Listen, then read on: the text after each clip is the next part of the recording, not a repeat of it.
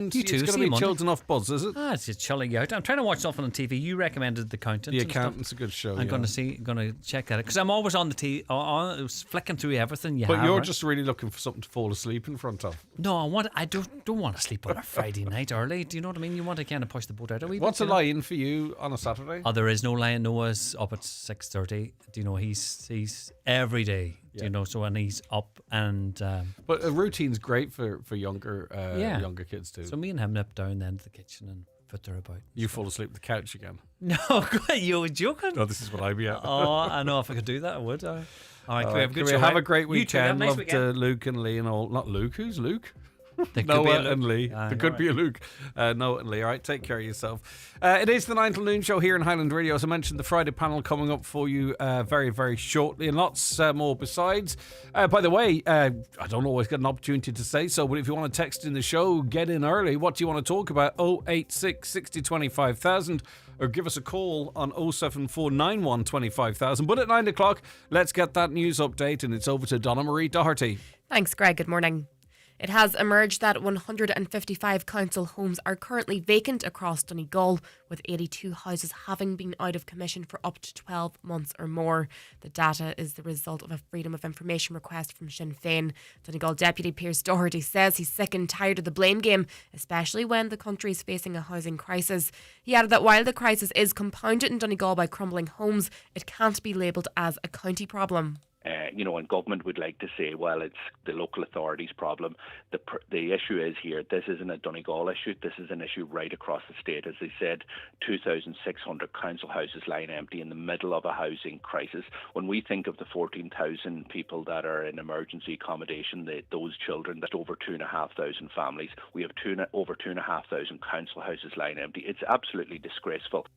Donald Trump and Elon Musk's relationship has turned into a public feud. What began as a row about tax plans escalated, with Mr. Musk treating unsupported claims that the president's name appears in documents related to paedophile Jeffrey Epstein. Mr. Trump's threatened to cancel his company's contracts, and more than $150 billion has been wiped off the value of Tesla. Earlier, the president had told the White House reporters he'd gone crazy. Elon Musk's father, Errol, says the row between the two will peter out. So it will fizzle out. It's the alpha bulls, having it out. It's what happens when you've got a bunch of alphas together and leading a herd, whatever kind it is. Nearly 14,000 children could face surgery delays of up to 10 months after funding for Operation at Children's Health Ireland was suspended. According to the Irish Independent, the National Treatment Purchase Fund had been covering around 480 procedures weekly. However, support was pulled last week amid serious concerns about CHI's internal practices, including reports of a toxic workplace and unnecessary surgeries. Health Minister Jennifer Carroll McNeil has called for the release of an internal report, now referred to Gardaí, but CHI has yet to comply. From September, childcare fees for parents paying the highest rates could be capped to €295 per week. With the National Childcare Scheme subsidy, many parents will effectively pay around €198, closer to the national average of €197. The cap applies to full daycare of around 40 to 50 hours, while funding for the sector will also increase. Minister for Children, Norma Foley, says some parents are forking out €400 weekly. So the maximum now that can be charged is €295. And when the subsidy that's applied for parents, when that's injected, that's €198.70 per week. So for those parents on those very high fees, that's a saving of more than $5,460 a year, almost $5,500 a year. Looking now to the weather, many areas are dry and bright at first today with sunny spells and some well-scattered showers. Increasing cloudy this afternoon with showers becoming more widespread, some turning heavy with highest temperatures of 12 to 15 degrees. That's all for now from the newsroom. Back with more at 10 o'clock.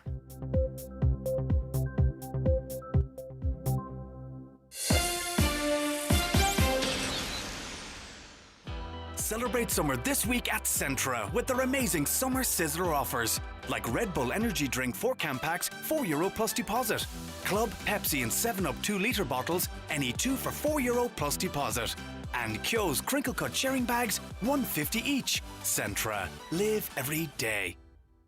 And now, it's time for the talk of the Northwest. The 9 to Noon Show with Greg Hughes on Highland Radio. Hello and a very good morning. You're very welcome along to the 9 till Noon Show for this Friday, the 6th of June 2025. It's 3 minutes past 9 and it's good to be with you. We have a busy show lined up for you, of course, as always. I'll introduce our Friday panel to you very shortly. Just a quick thank you once again, by the way, to all the team down at Donegal Horizons yesterday. We had a great day broadcasting the show from there and celebrating the official opening of their wonderful facilities. If you missed any of that show, well worth watching back actually on our YouTube channel, or indeed perhaps you might prefer to listen back on the podcast, but it's all there for you. But on to today's content. And we have our Friday panel. John McAteer, editor of the Tyrconnell Tribune newspaper. John, how are you getting on? I'm fine, Greg. Thank you. It's fantastic to see you again. Councillor Kieran... Is it? It is, actually, yes. Why wouldn't it be? Unless we've fallen out somewhere along the line that I was completely unaware of. Councillor Kieran Brogan, good morning to you. Fianna Fáil Councillor in the Letterkenny Milford Municipal District. Good to have you on board, as always. Good morning, Greg, and good morning to John as well. And yes, go ahead, John, sorry. Thanks, Kieran. Good questions. We're on this show together. Yes, okay. I don't want to interrupt the niceties whilst they last. And Damien Dowds, editor of the Inishowen Independent. Damien, how are you getting on? Good to have you with us. Good morning, everyone. How are you getting on? Doing good. Right, okay. Lots to talk about. A review of nursing homes operated by IMIS Ireland has been requested by the Department of Health. Kieran O'Donnell, Minister of State at the Department with responsibility for older people, has asked HICWA to start a review of all nursing homes operated by the group in the wake of Wednesday's RTE Investigates programme. IMIS Ireland runs 27 residential homes across the state, 2 of which are in Donegal, another 2 of which were the subject of the broadcast. It detailed alleged elder abuse and neglect, scenes described by HICWA as wholly unacceptable and shocking. HICWA said its chief inspector is taking escalated regulatory action in the nursing homes identified and will take any necessary additional actions with the provider to ensure safe and effective care and support to all residents. John McAteer, does that go far enough to address residents' concerns, to Probably address the doesn't. concerns of people who have those in care, and even maybe those of us looking towards future care? I think the reality for many families watching that programme with loved ones in those nursing homes, it'll raise serious concerns and worries, because this is the second time. 20 years ago, RT exposed Lee's Crossing, and have we moved on much from that? There's major issues in nursing homes, one of them being funding. HSE run homes are very good because they're well funded. The amount of money in subvention that the health service gives to the private nursing homes is a paltry amount. And it's difficult to attract staff, and it's more difficult to keep them on. But it's almost a hidden Ireland there that you drive past these nursing homes. I'm not contradicting you, but IMIS entered the market, in 2021, I believe it was. They bought up a lot of nursing homes or nursing homes companies. They also, have been speaking to their investors, saying that the government is committed to funding private nursing homes. We have a low number of beds versus over 65s in this country. I think the private health market in Ireland is seen as ripe for the taking, John. It probably is, but from talking to nursing home managers and people like that, they're always struggling to make ends meet. Property-wise, okay, you can buy a property, but to train and retain staff 24/7 is never going to be that easy. And if you're not getting decent money to help you to do that, all you can do is ramp up the fees to a point where it can't be afforded. So, it's a no-win situation. You just feel very, very sorry that if there are nursing homes out there, and there's a lot of nursing homes around the countries, are there others like the ones we watched on Tuesday night or Wednesday night? It was just quite appalling and quite shameful in this day and age. It's also shameful that it takes the national broadcaster to go in and identify these things, because we have HICWA and we have all these visits.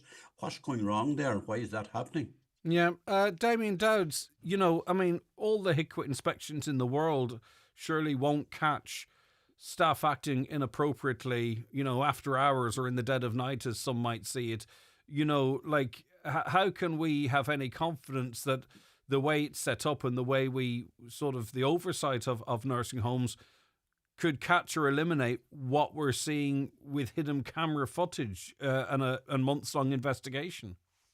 I think a first step in that would be HICWA would do unannounced visits to nursing homes and to other places. I mean, I don't know what the proportion is, but the vast majority of the HICWA reports that I read are announced visits. So you can imagine that if it's like, the teacher preparing for the inspector coming in at school, the class is well warned in advance to behave themselves today. That similar thing will be clearly going on. So for a start, HICWA will come in unannounced an awful lot more, and to have some teeth as well. I mean, I heard just a piece on the radio this morning with Aoife Hegarty, and she was saying that the mishandling of these elderly people that we saw during the week, where people were being lifted under the arms and so on, not using slings, things that I wouldn't know because I haven't been trained in that type of thing. This is kind of news to me, but that can't be, that the complaints around that can't be referred to HICWA, because that's not HICWA's responsibility. The mishandling and the physical handling of elderly people in a nursing home isn't the responsibility of the group that investigates nursing homes. So that's been referred to the Health and Safety Authority. I mean, the place is coming down on bloody old quangos.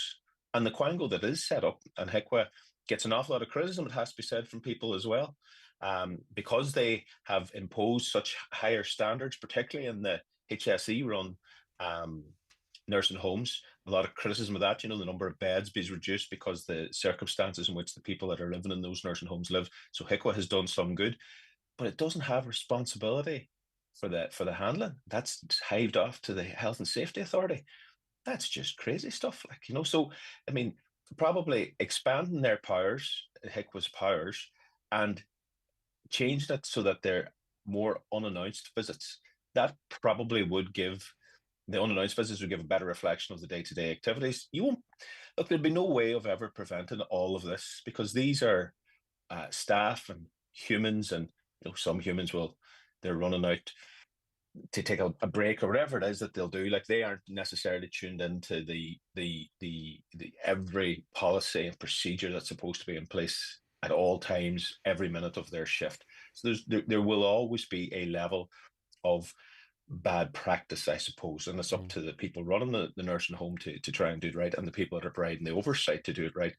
But those equipment shortages that were being discussed in that documentary as well, whatever about misbehavior of staff, which is the most egregious things in it, like not having the proper equipment, not having the medical products that the residents that live in those homes need, that's unconscionable from the company. There can be no excuse for the likes of that either. Yeah, Councillor Kieran Brogan, I mean, obviously, the instinctive thing would say that the majority of care homes provide excellent care, and there's always going to be a few bad apples. But, I'm one journalist covering a small enough area of Donegal, and I've had 3 separate contacts over the last month with family members expressing concerns of similar treatment of a loved one. So, as I say, I'm not going to try and paint the whole sector the same as these 2 premises, but if I'm getting 3 contacts, it kind of potentially, anecdotally, I accept, points to the fact that maybe we really need to make sure how widespread this type of activity is. Yeah, well, first and foremost, I just want to say that I didn't see the programme, but I've been talking to a lot of people who did see it, and that, look, they were very, very annoyed and disappointed. I think, to be honest, and John and Damien has both touched on it here, I don't see this as all down to the responsibility of HICWA, and you've touched on that yourself as well. First and foremost, I think the buck stops with the management who own these homes at the minute and who's in charge of them. That they're responsible. It's a caring profession, and somebody has to take full responsibility for the care, and somebody has to take responsibility for the way that the staff conducted themselves. I listened to a small bit on radio where Aoife Hegarty's programme was played on it, and I mean, there's no doubt about the conduct of the staff. So I mean, that's down to management, and Damien touched on it as well. We can talk about policy and procedure all day long, and HICWA many times in the past have been criticised because of maybe being over the top in policy, and it presented many challenges for many of the nursing homes we have. But I suppose the bottom line is it's it's a service that's really in much demand. A lot of people are doing a lot of good work in this area, and that whole caring profession. And I think we can't emphasize enough how much of a caring profession it is. It's a special area. A lot of people do a lot of good work, and we need to try and improve the conditions for the people that are there doing great work. But at the end of the day, I think we need to be clear in this one here that the buck stops on this one with the management of who's responsible for that nursing home and whoever was charged. And I think that's where it has to start going. And the company themselves needs to be held to account, because the HICWA decision can be easily a deflection away from the people who actually own and run the nursing home. I think they need to be held to account here. Yeah, John, I want to go back to you. And the reason I thought it interesting to ask what we might do next, we can look to France to find out what they did. Because IMIS, which is now under new management, it has to be said, actually backed by the state, though it's a public company. IMIS, who was Orpea, they face significant accusations in France, primarily brought to light by another journalist, this one, Victor Castanet. He wrote a book called The Grave Diggers. It was published in early 2022. The accusations there: prioritisation of profit over care. This involved allegations of rationing food and hygiene products for elderly residents, leading to substandard care and even mistreatment. There were reports of systemic shortages of staff and a ban on replacing absent staff, financial mismanagement and fraud, poor working conditions and union repression, which we heard Councillor Brogan reference there. Now, as a result of the accusations, there were very, very substantial consequences for that company, to the point whereby their investment was limited. The company's share price plummeted significantly. It faced a severe debt crisis, investigations and legal action. The government intervened, restructured the company over there. And as I say, there was mass resignations from the board of the company This is the reaction in France to a book. We have a program here that actually shows video footage, audio of what was going on. And our reaction is that, HICWA's going to have to sort it out. And John, looking on, people might say, well, why aren't we approaching or taking these things as serious as the French did when similar accusations or allegations were made? I worked in that service myself over 40 years ago, looking after dementia, looking after Alzheimer's and all of those things. And with great backup and great support, despite the fact that the country is now a lot more advanced.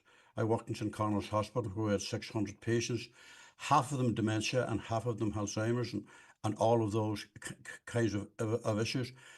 There weren't big problems in handling them because you had the right medical staff who had an in-depth knowledge of the medication regime that helped them to cope with the issues. But the other thing we had is that we had highly qualified staff looking after them, and we had them in big numbers. Because if you're suffering from dementia, you need a lot of time spent with that patient, and they don't seem to have that in nursing homes because they don't simply have the numbers, and they certainly don't have the qualified nurses who are trained in those particular disciplines.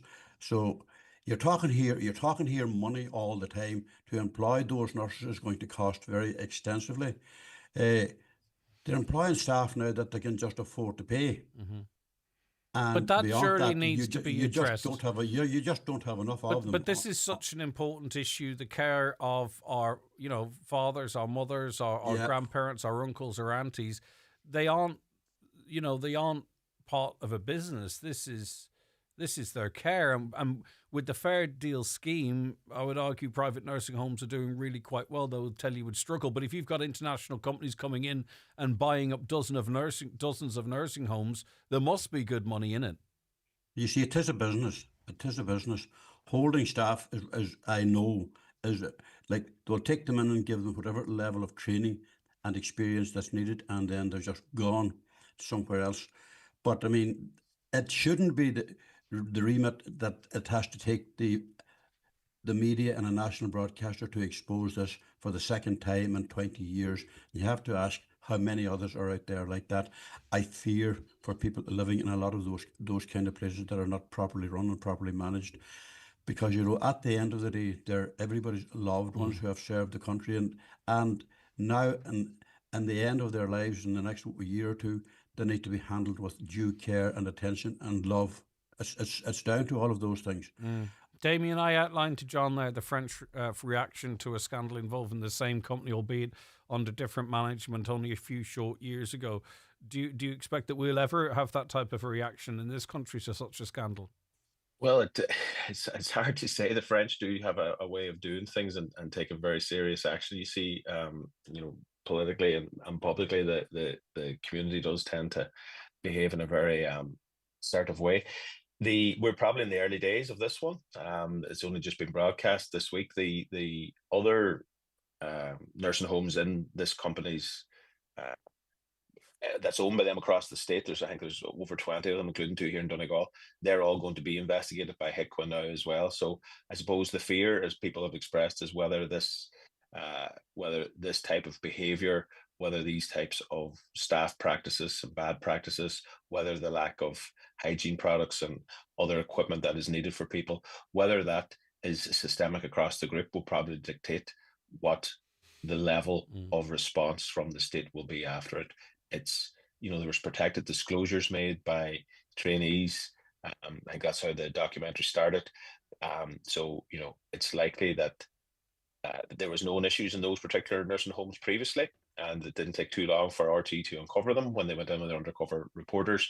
If there are issues at other nursing homes in that group or elsewhere across the state and they come to light, you may, but who can tell? Like, I mean, the HSE run nursing homes are the kind of the gold standard across that sector, and they're quite expensive to run as well for the state. So outsourcing this to the private sector is a thing that the state has been doing for an awful long time. We need to be funding that to care for our older people, though.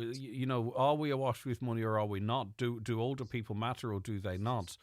That's it. The priority is there, but that will also, are we willing to pay an extra 2 cents on our income tax, for example? We all want nice things. Ahead of the last budget or the budget before, the public were asked would they prefer to see taxation and investment in services such as health, etc., or a tax cut, and the majority went for the former. A caller says, we had an incident in a nursing home and by sheer chance, we videoed what we walked in on. We didn't inform the owners we had the video. Their attitude in our complaint soon changed when we said we had the video. We contacted HICWA. That was 4 months ago. To date, we have not heard from HICWA. We've debated whether we should make this video public or not, and we've since discovered, this caller says, that HICWA actually have no power in this area. There's been a change of management at this nursing home. That doesn't end the issues, says that listener. More from our guests today, Councillor Kieran Brogan, John McAteer and Damien Dowds after the break. Today's 9 till noon show is brought to you by Atlantic Travel in Letterkenny. From radio waves to ocean waves. Atlantic Travel, your cruise holiday experts. Visit atlantictravel.ie. There's any number of new cars out there, but do the numbers add up? With the stylish Peugeot 2008, Fastback 3008 and spacious 5008 electric and hybrid range, they really do. You'll enjoy up to €1,500 trade-in bonus, a free 3-year service plan, a 5-year warranty and a free home charger. Order your 252 Peugeot today at McGinley Motors, your main Peugeot dealer in County Donegal. Offer ends June 30th. Terms and conditions apply. Fill your basket with freshness at Doherty SuperValue Carndonagh. 3 for €10 on berries, 2 for €3 on organic limes, including 4-pack lemons, 2-pack peppers, 400-gram broccoli and fresh lettuce. Big value on healthy picks. Only at Doherty SuperValue Carndonagh. Granny, did you hear what I said? If you've been saying, what was that? A bit more lately, it might be time to have your hearing checked. At Connect Hearing, we don't just fit hearing aids, we help you hear life again. From tiny in-the-ear styles to Bluetooth connected devices, we fit the best solution for you. Call 074 911 3296. Connect Hearing, connecting you to life. If you're looking to transform your home this summer, it's time to visit Foy's in Ballybuffet or Letterkenny, the Northwest's largest stockist of interior and exterior paint. Perfect for every project, big or small. Also at Foy's, you'll find the biggest selection of curtains, blinds, wallpapers and stunning fabrics with clearance discounts waiting to be snapped up. So don't miss out. Put a visit to Foy's on your list this June. See foys.ie. Highland Radio Time Checks brought to you by EirGrid, the operator and developer of Ireland's electricity grid. EirGrid, powering up communities, powering up Ireland. The time is 9:23. Hi, Greg. In relation to the harrowing footage of abuse in care homes shown on RTE, I myself have witnessed many of the failings when visiting the nursing home my dad is in that were highlighted in last night's programme. Residents kept crammed together with little or no stimulation or any activities going on. Residents kept waiting for ages when they need to go to the toilet, missing or broken equipment, residents crying out for help and their cries being unaided. Chronic understaffing, especially in the afternoons and after 8 p.m. This week's programme stated staff are paid just above the minimum wage, so no wonder staff shortages are happening. IMS clearly put profit before care of residents. That caller is of the view. Keep your calls, comments, texts coming in 086 60 25,000. Now, Graffiti has appeared around the county, primarily Letterkenny, it seems, expressing support for Gaza. The Caherlock of Letterkenny Milford Municipal District Councillor Jerry McMonagle is among those calling on those responsible to stop. Others support the graffiti, making a comparison to the plight of those in Gaza versus, a bit of graffiti around the place. A lot of this is happening, I suppose, in your backyard, Councillor Kieran Brogan. A lot of what people were saying, listeners were saying on the show, was they're very sympathetic to what's happening in Gaza, but this is not going to make any fundamental difference, and it's just lowering the tone of Letterkenny. There were others who were in support of it, but what's your views? Yeah, my views would be very similar to what the Mayor already stated. I think it can be counterproductive. I think everyone's very sympathetic to everything that's happening in Gaza. And I think, we've, as a country, done as much as we possibly can in that whole area. But I think it's very unfortunate because an awful lot of good people in and around Letterkenny with tidy towns, and indeed many different resident associations, community groups, do an awful lot of good work, especially at this time of year. And we have, this is the time of year when our marks are being undertaken for the National Tidy Towns Awards. And an awful lot of work goes in, an awful lot of people, and it's all voluntary work. It's community. It's the strength of the community. And I think this sort of graffiti, to be honest, I don't think it does it any favours, and maybe the people carrying it out are carrying it out for their own reasons, and it might be anything to do with Gaza at all. Maybe if they weren't doing this, they'd be doing something else. But I do think it's unfortunate, and I don't think it's helping the cause at all, to be honest. And I do think that it's absolutely counterproductive. You'd be calling on those behind it to stop? Absolutely, and look, it's a known fact that there's a level of intimidation with graffiti as well. People that see graffiti, I think it sends out the wrong message as well. And in Letterkenny, as I said, over the years, we've come on leaps and bounds, improving the town in many different areas. And the people who've done that is the volunteers and the community and tidy towns, working closely with ourselves and the council. And there's an awful lot of good work goes on, and a huge level of satisfaction in that. And it's not helping their morale either. So I would absolutely appeal to them. No, because they're left in a very difficult situation because they speak out against it. They could be seen to be,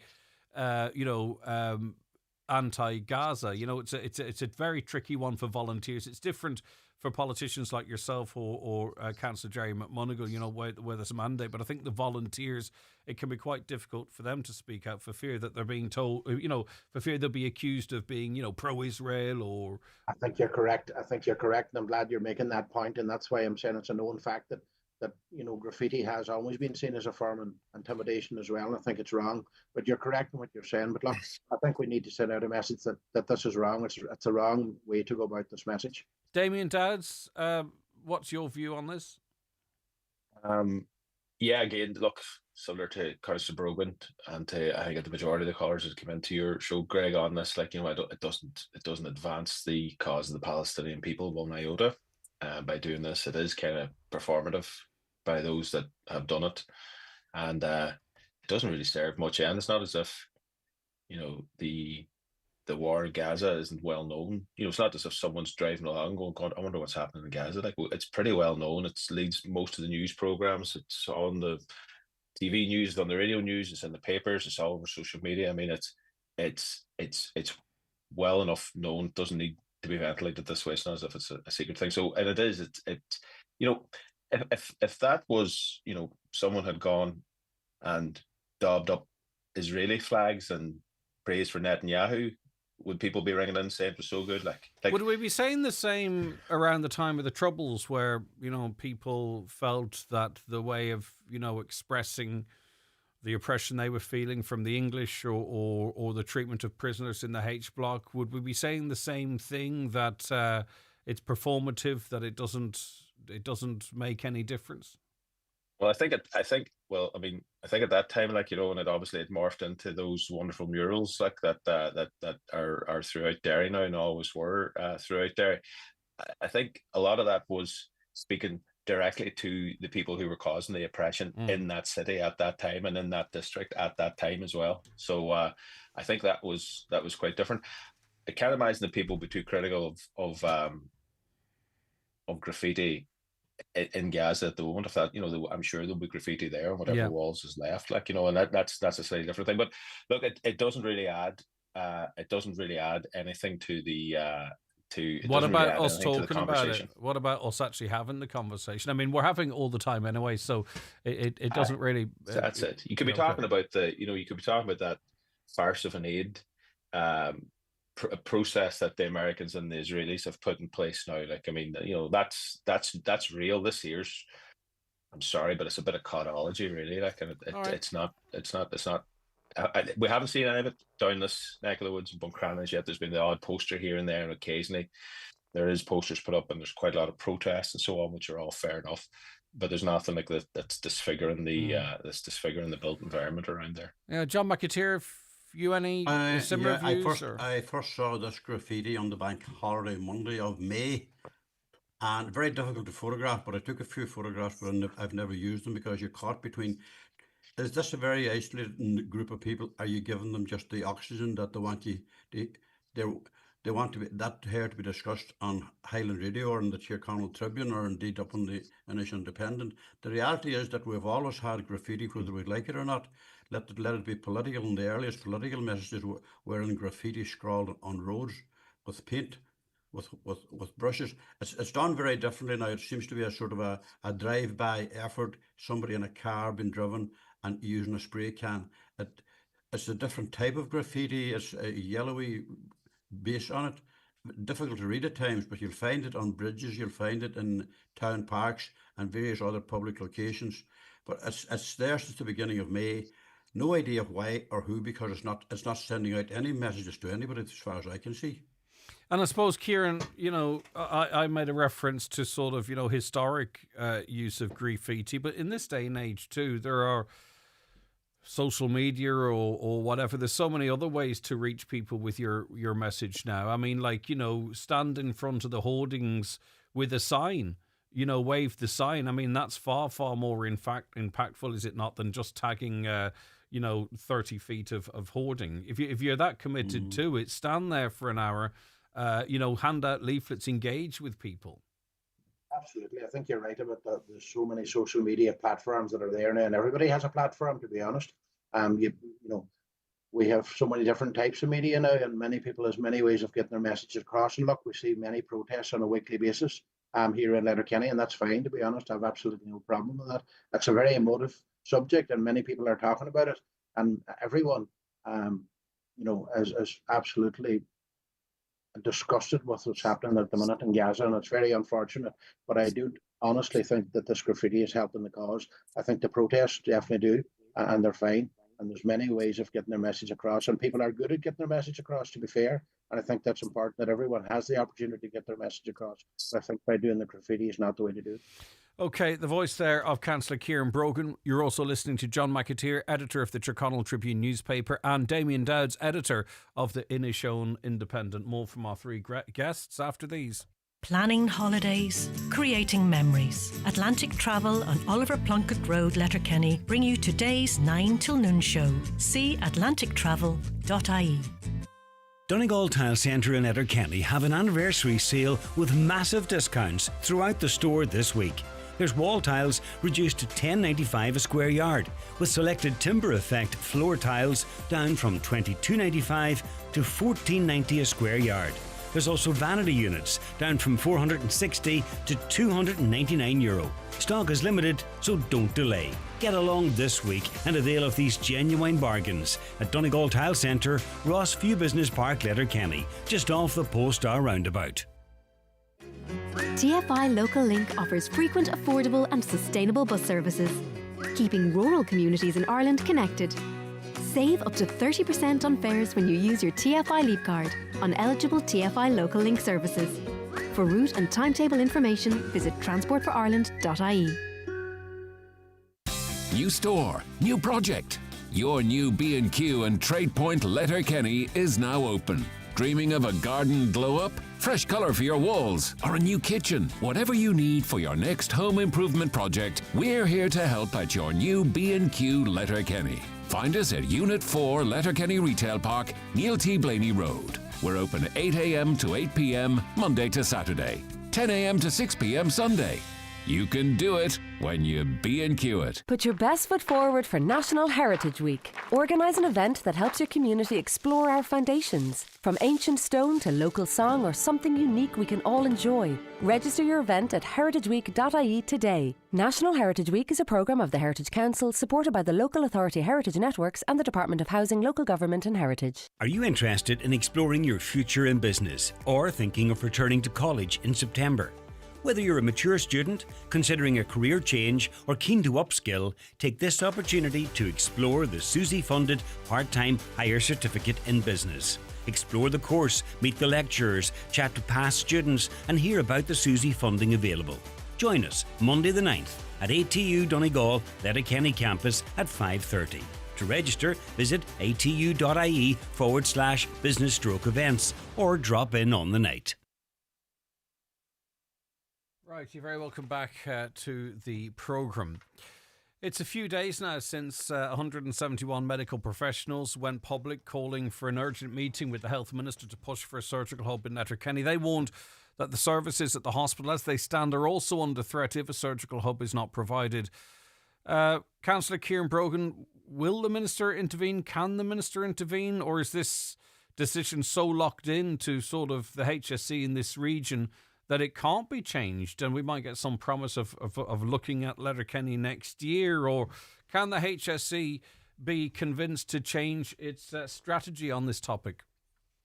Yeah, first of all, Greg, I think the HSE has to change it, and I want to maybe clarify my own position, because I know Highland Radio and yourself was looking for me to come on over the last number of weeks to discuss this issue, and refrain from doing so like my other colleagues, because we had a meeting with the senior management team of the HSE back on the 20th of May, and we put our case to them as to why we felt that Letterkenny should be included as part of the proposal going forward. And I and others was of the understanding that decision, that there was some work being done around putting forward a business case to go to the HSE and indeed to the Department of Health that would allow both to go in parallel to government. We were of the understanding that we were in the middle of that process, and we were allowing that process time. However, I suppose in the last week or so we had some contact from people, GPs and other people in the medical profession. We had a meeting with them on Monday. But I suppose what I feel very disappointed about is when I seen the correspondence that was issued yesterday then to Deputy McLaughlin, basically saying that the decision was taken by the HSE board last week to proceed with Sligo and to go now to the Department of Health. I think the Minister is left with no other option at this stage, but she has to intervene. And to be fair, and I've said this now, I would have done an interview with you previously the day the Minister was in Letterkenny. I accompanied the Minister to Letterkenny Hospital and to the Chronic Disease Hub. And I think, in fairness to the Minister, she listened very attentively to everything everyone had to say at the hospital. She met with the management of the hospital. She listened to the proposals. She listened to their proposals going forward. And I think she listened to all the groups. But I suppose, the startling part of all this is we have been told in the day this emerged at the March meeting of the Regional Health Forum when it was challenged. I asked the head of the region that day who made that decision. And he said that he had made the decision. And I said I thought it was a big decision to make. I got commitment that day that there would be a meeting of the Oireachtas members and the forum members to discuss this further. And I suppose there's a review taking place and an exercise over the last while, led by a lot of the medical people in Letterkenny, where they're reviewing the Model 3 hospital and to identify all the weaknesses we have. And I know, Greg, you're very familiar with the process. So we're in the middle of a process. I'm saying all this for the benefit of the listeners because I know you're well aware of it. So we're in the middle of a process where we're trying to identify the needs of Letterkenny and Donegal going forward. And while we're in the middle of that process, and that process is not yet complete, the senior people decided to proceed now to have HSE approval of Sligo and only Sligo. Can I just say one thing in relation to that? You were told, were you not, a commitment, and I think Charlie McConalogue referenced this in a statement, that the HSE would locally would go back and have not necessarily change their decision, but they'd have a review and come back to you. Then at the same time, a letter goes to Padraig McLaughlin, which actually sort of states, no, we're steamrolling ahead with this.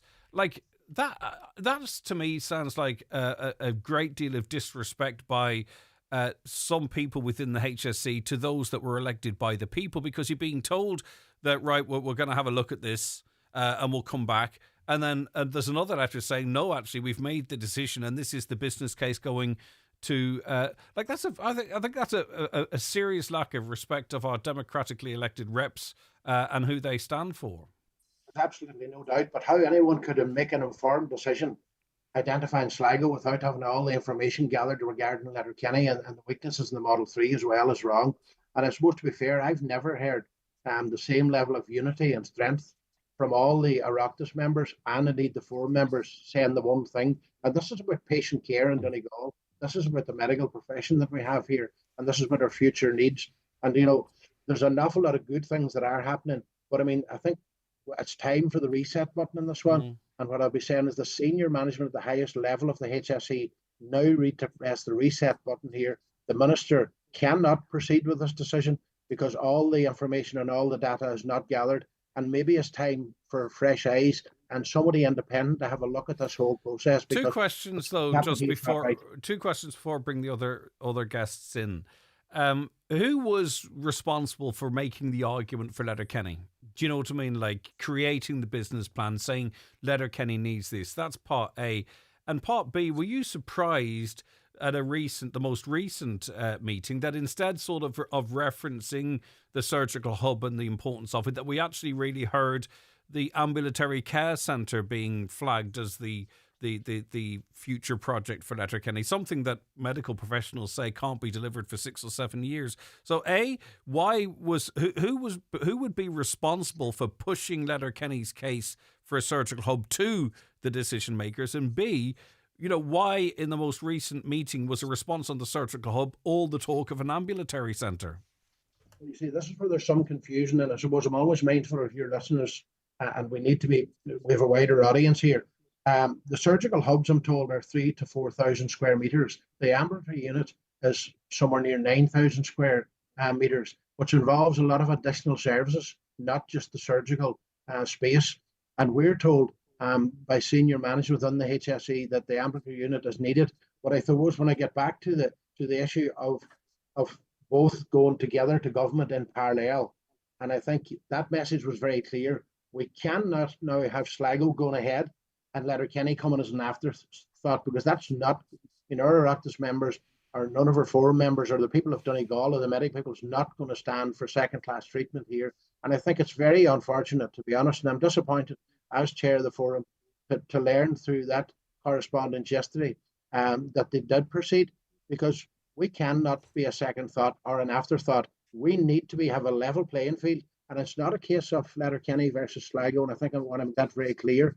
It's a case of the Northwest, and it's a case of both going in parallel to make sure that whatever Sligo gets, Letterkenny gets, and it's about serving the needs of our people. But if you get back to the conversation around, this is about surgery and daycare surgery, and it's my understanding that Letterkenny, for example, in the last year would have done something up near 9,000 daycare cases. This is not inpatients, and I think from the conversations that I've been having with a lot of the medical people close to the ground, is there's a lack of theatre time. They haven't got the facilities, and we find ourselves in a situation then that people are being referred to Ballykelly and elsewhere. So I think there's a bigger conversation And if there's one final point that I need to say with when you talk about who's making the decision, I honestly think at the minute there's a lack of trust there.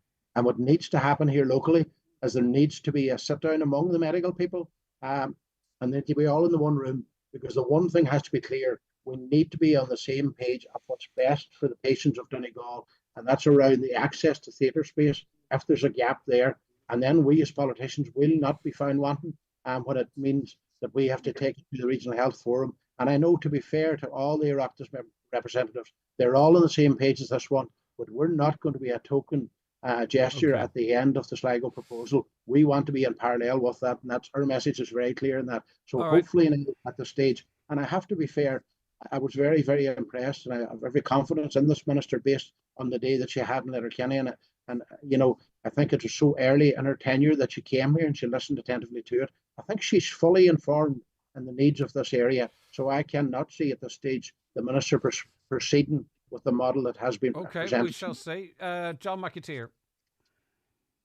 I would say there's quite a lot of confusion about there. I agree with everything that Kieran has said there. There's a national policy there, first and foremost, that these surgical hubs will be under the governance of Model 4 hospitals like Galway and Cork and Waterford and Dublin, and they have the intent of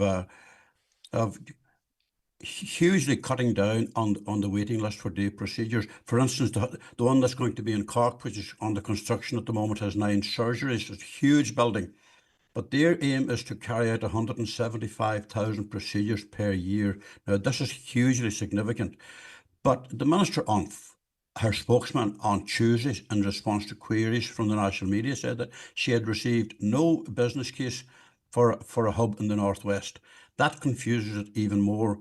And as Kieran there quoted Anna-Marie Doherty, who was reading the news sometime this time yesterday and referring to a Donegal deputy and a letter from the regional executive of HSE West, that the proposal to develop a surgical hub in the Northwest has been considered by the HSE board and was approved last week.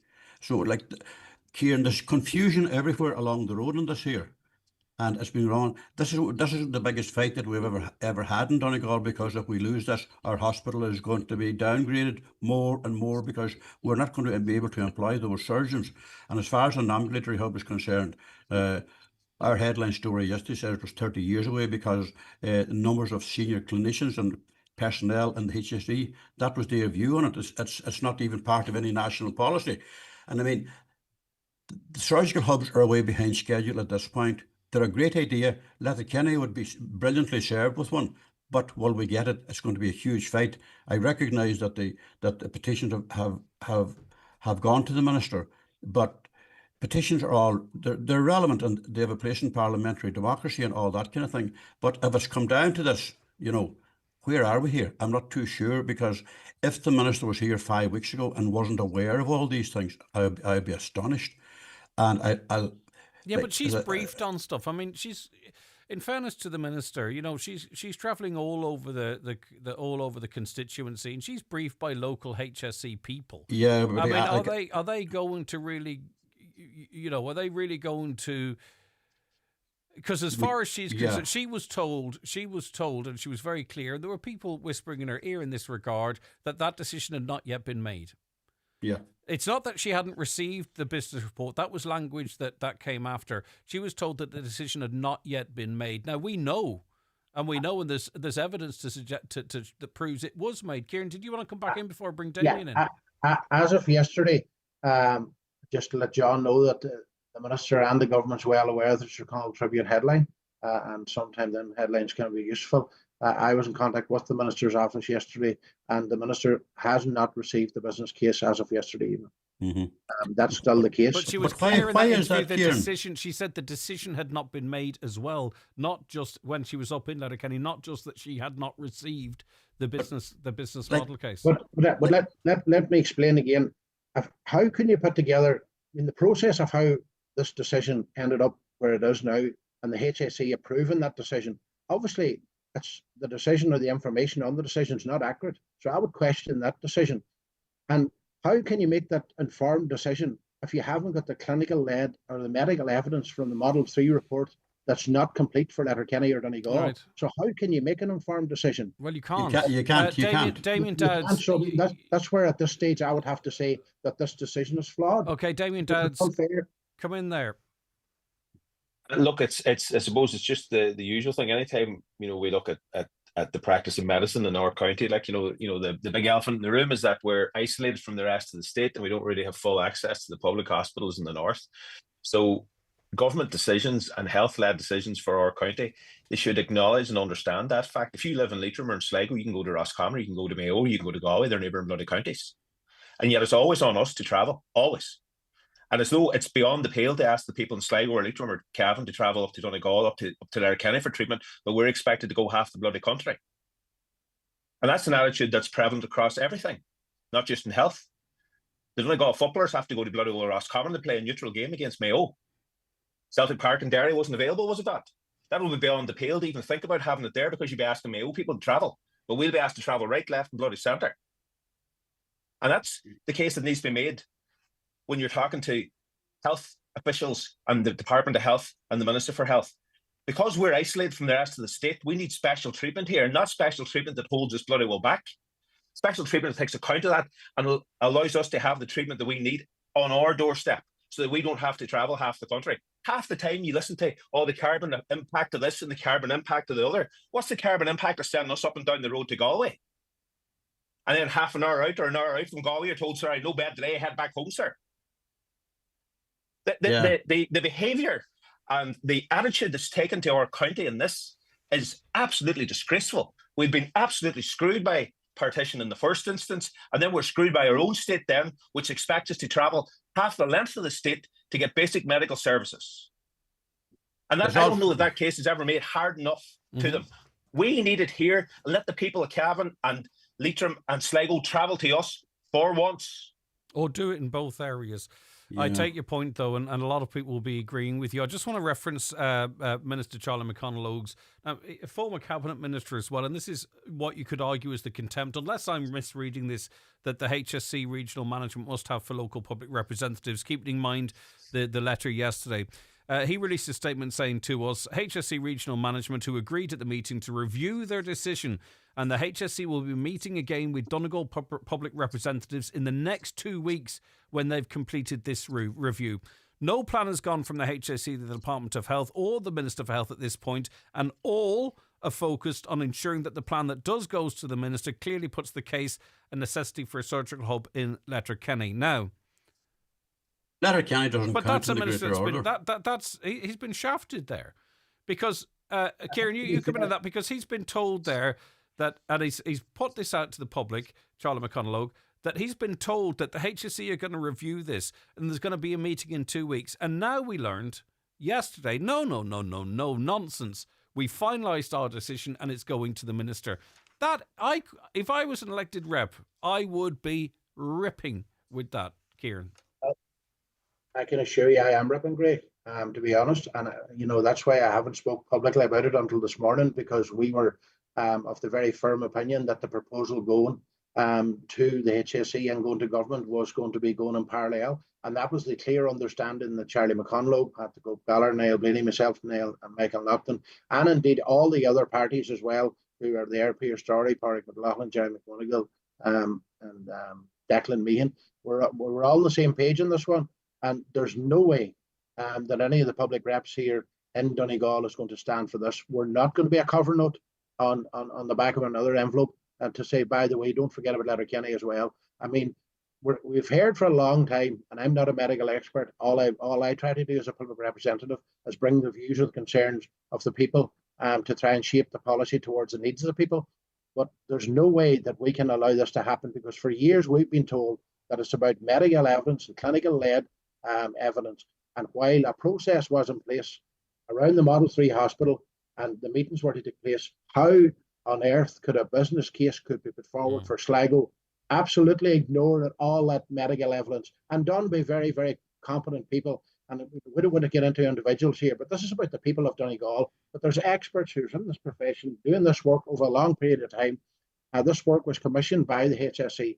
So at a stage, it's time for a reset button. It's time for it to go back, put heads together, see, but We have to get somebody independent to look at this at this stage. An independent review of the decision. Yeah, absolutely, yeah. Because did those independent people from Scotland ever come over and do the independent review of what was happening in the hospital? And that actually worked very well. It did happen. All right, okay. The gynecology work that was done in Letterkenny, we had a lot of meetings on that. And, the Minister had a presentation on that. The outcome of that was positive. A lot of good work has happened there since, simply because the resources then followed where the need was. Damien, back to you. Letterkenny, where they got the resources to prove they could do it. Damien, just back to your point. Sorry, Kieran, I beg your pardon. I'm just conscious of the time and it's making me panic a bit. Damien, just back to your point. We did have Tony Canavan on the show a couple of years ago, and obviously not as articulate and with the same passion that you related about us have to travel. But to paraphrase, I was told effectively that if you want care at a certain level in certain areas, you are going to have to be prepared to travel. And I was a little bit deflated after that, because it was clear that the money's going into Sligo, the money's going into Galway. That's where there's big programs of work and big investment and expansions. And I think, unfortunately, the answer to your question is you do have to bloody travel for it if you want to get the best of care. And that seems to be what the head of the HSE locally is saying. Look, in fairness, right, so for specifically cancer services, I do understand there needs to be a certain size of population that's there in order to justify having that, and for the staff that work there as well. The fact that Galway was chosen, well, there you go. But coming back to this, a surgical hub, this isn't, big specialist cancer treatment centre. This is one that we're told is, you'll get it in 6 or 9 years' time if you're so lucky. This isn't a specialist big centre where it's to provide access to having that surgery carried out here in our county, rather than asking us to travel from our county to Sligo or indeed further afield. Yeah, okay. And as I say, the expectation is in our county that we will always travel, and that we will be made travel. Yeah. And it will be beyond the pale to ask people in Sligo to turn left and head up then 15 and go up to Letterkenny. But it's not. It's the common thing, and it's the expected thing of us to go the other, to head south. Well, the big problem is too, the senior staff in the hospital are saying that it's difficult to recruit the right staff now in Letterkenny, and to try and get them to pass Sligo with the surgical hub and everything else, it'll be nigh impossible, hence the fears of a death by 1,000 cuts. Listen, thank you so very much for your time, Damien. I really appreciate it. Damien Dowd's there. Kieran Brogan, thank you for your input as always. Take care of yourself. And John McAteer, God bless you. Have a great weekend. Thanks very much. Bye-bye. Bye-bye. We'll be back with the weather. Today's 9 till noon show is brought to you by Atlantic Travel in Letterkenny. From radio waves to ocean waves. Atlantic Travel, your cruise holiday experts. Visit atlantictravel.ie. Are you renovating your home or moving house? Either way, it may require a clear out. Before you fill your skip with items you no longer need, think circular and ask yourself, can the item be reused, given to family or friends, recycled, donated to charity, or even sold? So think before you skip it. Go to mywaste.ie for help and suggestions on how to do a clear out in an efficient and circular way. Brought to you by the Government of Ireland. Grab half-price broadband in the Virgin Media Playhouse. For this month only, all our broadband speeds are half price. That's lightning-fast connection from just €35 a month, locked in for 12 months with no activation fee. Why wait? Enjoy speeds from 500 megs to 5 gigs right now. All for half price. Available nationwide. See virginmedia.ie. Virgin Media. It's playtime. Subject to location and availability. New customers only, €35 per month for 12 months for 500 meg broadband. Half price on 12-month broadband contracts only and based on after-offer prices for all speeds. Offer ends 2nd of July. T's and C's apply. See virginmedia.ie. The law around organ donation is changing.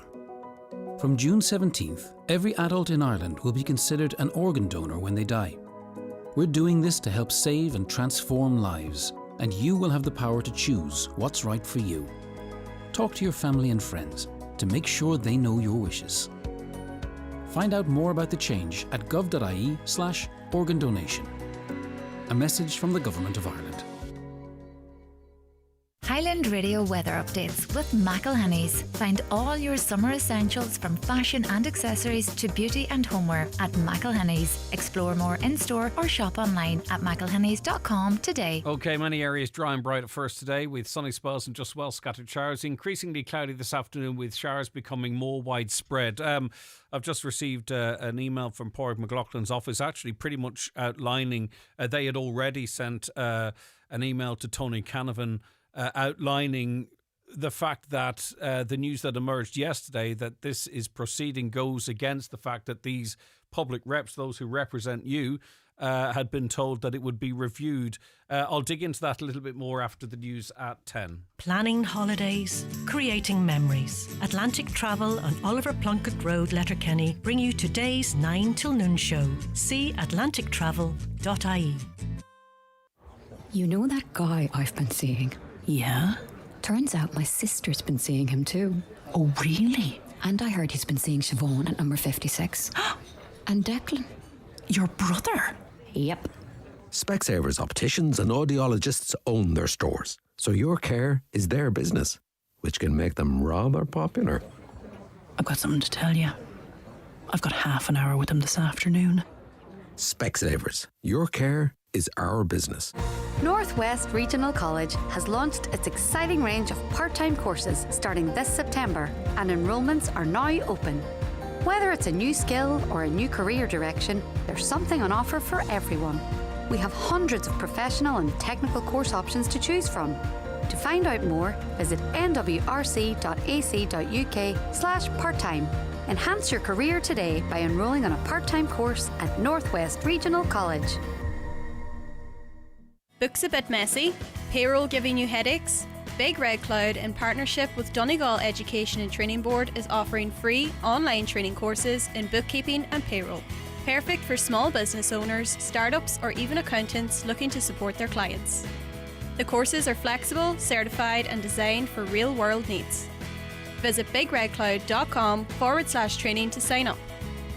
Free, certified, and at your own pace. Brought to you by Donegal ETB. Getting your first electric car is like meeting your partner's family for the first time. Nerves are normal. You were stressed about awkward silence with her dad. Now you chat for hours about sport. You worried her mum wouldn't like you. Now she likes you better than her own son. Likewise, once you experience how great an EV can be, you'll never look back, especially if it's a Skoda. Order your electric Enyaq or Elrock today. Skoda. Your local Skoda dealer is DMG Motors, Clare Road, Donegal Town. Telephone 074 9721 396. Hello everybody, it's Jerry Guthrie's here. Just dropping in to remind you about our big weekend of dancing this weekend at the Clanry Hotel in Letterkenny. On Friday night our special guests will be Michael English and his band, Damien Davis and Jack Kyo, and on Saturday night we'll be joined by David James and his band and Trevor Moyles. Tickets are available at the door. We'll see you at the Clanry this weekend. Live, on air, online and on the Highland Radio app. This is Highland Radio News. Good morning, it's Donna Marie Doherty with the news at 10 o'clock. It has emerged that 155 council homes are currently vacant across Donegal, with 82 houses having been out of commission for up to 12 months or more. 1 in every 4 council homes across the country have been vacant and boarded up for over a year too. Sinn Féin says the figures that they've obtained show a shocking failure by government in funding local authorities. Donegal Deputy Pearse Doherty says he's sick and tired of the blame game, especially when the country's facing a housing crisis. He added that while the housing crisis is compounded in this county by crumbling homes, it can't be labelled as a county-only problem. And government would like to say, well, it's the local authorities' problem. The issue is here, this isn't a Donegal issue, this is an issue right across the state. As they said, 2,600 council houses lying empty in the middle of a housing crisis. When we think of the 14,000 people that are in emergency accommodation, those children that are being brought up in hotel rooms right across our state, they make up just over 2,500 families. We have over 2,500 council houses lying empty. It's absolutely disgraceful. A diversity in decision-making project has been launched in Donegal. The cross-border project aims to support inclusive leadership, cross-community engagement and cultural understanding in the county. Supported by Peace Plus and funded through Donegal County Council's Peace Plus local co-designed action plan, the initiative seeks to build a more peaceful and cohesive society by enhancing the participation of Black and minority ethnic communities, including travellers and Roma, in local decision-making and public life. Councillor Paul Canning, chair of Donegal Peace Plus Partnership, says this is one project of many. It's great news that we are going to be launching, as I say, over 30 of these projects. So last week was a total success with the Donegal Travellers Project, and credit to them for the launch that they did deliver, and a lot of speakers from diverse communities and telling it as it is, and that's what we need to do. We need people to tell their own story and try and bring people together. Nearly 14,000 children could face surgery delays of up to 10 months after funding for operations at Children's Health Ireland was suspended. According to the Irish Independent, the National Treatment Purchase Fund has been covering around 480 procedures weekly. However, support was pulled last week amid serious concerns about CHI's internal practices, including reports of a toxic workplace and unnecessary surgeries. Health Minister Jennifer Carroll McNeil has called for the release of an internal report, now referred to the Gardaí, but CHI has yet to comply. Donald Trump and Elon Musk's relationship has turned into a public feud. What began as a row about tax plans escalated, with Mr. Musk tweeting unsupported claims that the president's name appears in documents related to paedophile Jeffrey Epstein. Mr. Trump threatened to cancel his company's contracts, and more than $150 billion has been wiped from the value of Tesla. Elon Musk's father, Errol, says the row between the two will peter out. So it will fizzle out. It's the alpha bulls, having it out. It's what happens when you've got a bunch of alphas together and leading a herd, whatever kind it is. 91% of people say they're worried about the future of their household due to the daily cost of living. It's the 9th highest rate in the EU, according to a survey by the European Commission. Ireland also recorded the 7th highest level of concern about the reduced quality of public services at 90%. Reporter Emily Keegan says people are also worried about housing. 6 in 10 said they were worried about their ability to pay either rent or a mortgage. The survey showed 92% expressed worry about the affordability of housing, with only Portugal having a higher rate than Ireland. The EU average was 82%, and we're 92%, so we're way above the average. From September, childcare fees for parents paying the highest rates will be capped at €295 per week. With the National Childcare Scheme subsidy, many parents will effectively pay around €198, closer to the national average of €197. The cap applies to full daycare of 40 to 50 hours, while funding the sector will also increase. Looking out to weather, dry in many areas at first today with sunny spells and some scattered showers, increasing to cloudy this afternoon with showers becoming more widespread and some turning heavy. That's with highest temperatures of 12 to 15 degrees. That's all for now from the newsroom. Back with headlines at 11 o'clock.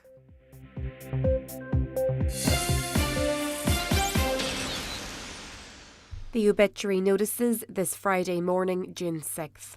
The death has taken place of Brian Barrett, Ballyharry, Lackamy. Funeral arrangements to be confirmed later. The death has taken place of Pedro Serenha, 40 Lochfairn Heights, Milford, reposing at his home from 4 o'clock today. Funeral Mass on Sunday at 11 a.m. in St Peter's Church, Milford. Burial afterwards in Milford Cemetery. Mass can be viewed on churchservices.tv. Rosary both nights at 9 o'clock. Family time from 10 p.m. until 10 a.m. and on the morning of the funeral. The death has occurred of Margaret Rankin Russell, Pearl née Alexander, 31A Creva Road, Londonderry, formerly of Monrea Carrigans. Her remains will repose at her son Richard and daughter-in-law Margaret's home at 31A Creva Road from 11 a.m. until 10 p.m. today and tomorrow. Removal from there on Sunday at 1:30 for 2 o'clock funeral service in Crossroads Presbyterian Church, followed by burial in the adjoining graveyard. Family flowers only, please.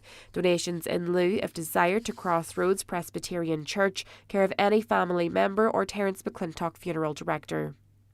The death has taken place of Liam Gilmore, Bridge Street, Carndonagh. Funeral arrangements are to be confirmed later. The death has taken place of Irene Robb, ní Snodgrass, 41, Lawson Park, Ballymacgory, and formerly of Cavanagh Strabane, reposing at her home. Funeral leaving her home tomorrow afternoon at 1:20 for service of Thanksgiving in Lech Patrick Parish Church, Ballymacgory at 2 p.m. Interment afterwards in the adjoining cemetery. The death has occurred of Julie McCormick Devaney, 6 Manor Court Convoy, formerly of Kilrain Glanties. Julie's being waked at her mother's residence in Kilrain Glanties. House private for family and close friends at the request of the deceased. The funeral will take place tomorrow morning at 11 a.m. in St Connell's Church, Glanties, with interment afterwards in the local cemetery. Funeral mass can be viewed live on churchservices.tv. Family flowers only, donations in lieu if desired, to Donegal Hospice, care of James McGuinness, funeral director. The death has taken place of Nancy Russell, ní Black, Rough Park, Letterkenny, reposing at her home. Requiem Mass tomorrow morning at 11 a.m. in the Church of the Irish Martyrs, Gortley, Letterkenny. Burial afterwards in Conwall Cemetery. Mass can be viewed on the Church of the Irish Martyrs YouTube channel. Family time from 10 p.m. tonight and before the funeral tomorrow. The death has occurred of May Bradley, ní Gallen, of Cashlin, Ballybun, Castlefin. May's remains are reposing at her home. Rosaries at 9 o'clock. Funeral leaving her home tomorrow afternoon at 1:30 for 2 p.m. Requiem Mass in St Mary's Church, Castlefin. Burial afterwards in the adjoining cemetery. Family time from 10 p.m. tonight. Mass can be streamed live via the parish website. The death has taken place of Patrick Paddy Friel, Meenaniller, and formerly of Stranacork, Reguidor. Remains are reposing at his late residence. Wake from 11 a.m. to 8 p.m. today, with rosary at 8 o'clock. House private on the morning of the funeral. Funeral Mass will take place tomorrow at 12 noon in the Church of the Sacred Heart, Dunlewy. Interment afterwards in Mahragallen Cemetery. The death has taken place of Moira Devine, ní McKiernan, 92, Carrickeen Road, Donamana, and formerly of Rayan Knockmoyle Oma, reposing at her home. Funeral leaving her home tomorrow morning at 10:20 for Requiem Mass in St Mary's Church, Ohabrack at 11 o'clock. Interment afterwards in the adjoining cemetery. Family time please from 10 p.m. tonight and before the funeral tomorrow. Requiem Mass can be viewed live via the parish YouTube channel. Shuttle bus is in operation from Clondegale GAA grounds from 6 p.m. The death has occurred of Michael Duffy, Lenamore, Carrigart. His remains are reposing at his late residence in Carrigart. A shuttle bus will be running from St John the Baptist Church between 4 p.m. and 9:30. Funeral Mass at St John the Baptist Church, Carrigart tomorrow morning at 11 a.m. Burial afterwards in the adjoining graveyard. Mass can be viewed on the Meva Parish Facebook page. Family time please from 10 p.m. tonight and before the funeral tomorrow. Family flowers only, donations in lieu if desired, to Donegal Hospice or Donegal Youth Service, care of any family member or James Harkin, funeral director. The death has taken place of Phelim Doherty, Big John, Greenhill Malin. Phelim's remains are reposing at his home. Family time please today. Removal from there this afternoon at 2:30, going to St Mary's Church, Lag, for Requiem Mass at 3 p.m, followed by burial in the adjoining graveyard. Family flowers only please, donations in lieu if desired, to the Irish Cancer Society, Cancer Research, care of any family member or Kelly's funeral directors. For family information and more details regarding wakes and funerals, please go to highlandradio.com.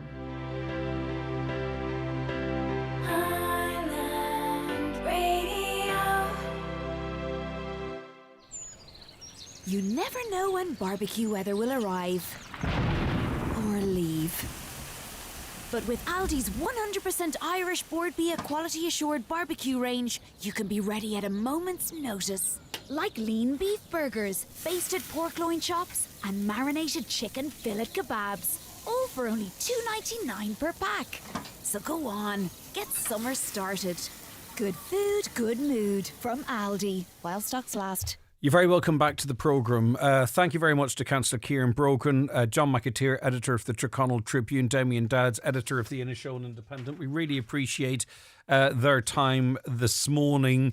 And someone messaged in talking about the gender balance on the panel. I understand where you're coming from, and I don't want to get defensive here, so I'll count to 10. We had female participants, unfortunately, pulled out because of illness. And I think, rather than one segment, just take a look at the overall contributions on the programme. In fact, me and Caroline were on a podcast recently, Any Other Crack. I don't think I've actually mentioned it, but it's the only podcast me and Caroline have done together, the only one I've actually done at all. But anyway, we kind of referenced this and the difficulty and the struggle it is to get women. And I think this is the same reason as to why it's harder to get women to stand in politics to come on, because, we want, as always, to be as representative as is humanly possible. But it is a great challenge. But if you're going to judge in the round and not in one segment, and the guys too, they represent half the population. Many women voted for them as well. You know what I mean? Let's not get too woke either. Donegal to change the name to Dublin in an attempt to access better health services. Would that work? Let's try it. Very passionate speech there by Damien about the lack of services, but again, it's the usual us against them rather than all of us getting a fair share of the hospital services. Who makes these decisions and whose responsibility is it for pitting one hospital against the other? The people really need their reps to step up at this about this front and centre. And they are stepping up. I'm hoping to speak to Deputy Pádraig McLaughlin a little bit later on, because as I mentioned just before 10, the treatment of our politicians, of all political persuasions, all parties and none, they were told that this decision was being reviewed by the head of the HSE here. And then they were told, they learned that actually that's not happening. The decision has been made and it's being sent to the minister. So it's not just individuals that might feel that they're being treated unfairly here. The political classes might as well too, because they've been told one thing and have gone out and said it publicly, whilst it would appear, unless I'm missing something, something very different is happening behind the scenes. And we're not going to let it go. We're not going to let it go. That's just the bottom line. This decision, someone's going to have to explain this decision. Someone's going to have to explain what argument was made for Letterkenny. Someone's going to have to show us the business plan for Sligo. Show us the business plan for Letterkenny. Point out why Sligo was chosen over Letterkenny. This is something that's not going to go away, and the questions are going to be continued to be asked, and I'm going to continue to ask them here. It's not about taking anything from Sligo. What was the business case for Sligo? What was the business case for Letterkenny? Let us see them. We're paying for this stuff. What was the business case for both? And why did Sligo trump Letterkenny? What was the decision-making process for that? How many people made that decision? Why was that decision made? And until such time is there an answer, I'm going to keep asking that question. And I would hope, and I presume, and I'd expect our politicians to do the same. Let us see the business case for Sligo. Let us see the business case for Letterkenny. And then tell us why one was chosen over the other. Who made the decision? Where was that decision made? Very, very simple answers, but it's not going to go away. So, the HSE, like a lot of organisations, monitor the media. We're going to be asking those questions, and we're going to ask them until we get the answers. The politicians are going to be asking the same questions until they get the answers. This is not going to be one of those stories that just disappears and then in a month it's gone. Show us the business case for Sligo. Show us the business case for Letterkenny. Tell us why Sligo was chosen over Letterkenny based on those two business models. Who made the decision? Why were politicians told that decision was being reviewed when it's subsequently been learned that decision actually has been made and is being forwarded to the Minister for Health? Who decided to do that? Who gave the commitment to the politicians to review? And then who decided that actually this business model is going to go to the HSE as it stands? These are very, very, very critical. And it actually goes to the very heart of the governance of the Sayalta area. Because they're very, very simple questions. And if they can't be answered, or that evidence or documentation can't be provided, it's very, very, very important. And I would hope there's not a politician going that would rest until such time as these answers are given, because this is the potential to be huge. It is already huge, but it's not going to go away. This one's not going to go away. All talk and no action, divide and rule. Again, Sligo versus Letterkenny. Politicians are not acting. They are in the government parties. So get the government to put more money into health. I'm sick listening to this year in and year out. I appreciate your view. No one's looking to have Sligo lose its surgical hub in favour of Letterkenny. In fact, it's Sinn Féin policy, if I'm not mistaken, as the biggest opposition party, to have two surgical hubs in Donegal. let alone, taking the one from Sligo and put it in Letterkenny. I've not heard a single person suggest that Letterkenny should be given a surgical hub at the expense of Sligo. And maybe that's not been made clearly enough, but I've not heard a single person even suggest that. Morning, what can the normal people, what can the normal people of Ireland, what are they supposed to do when it comes to the genocide in Gaza? Our government is good with talk but not action. Time to force through the Occupied Territories Bill now, but extend it to all goods from Israel. We need action, not words. The nursing home abuse has been happening for years. Only reason the state-owned RTE media outlet is broadcasting it now is because of the government. They're going to introduce assisted suicide as a solution. That's one point of view. Never heard of so much waffling from Councillor Brogan about meetings and process, bluffing the public all the time regarding the hospital. Listen, on this one, all the politicians are in the loop with the medical professionals.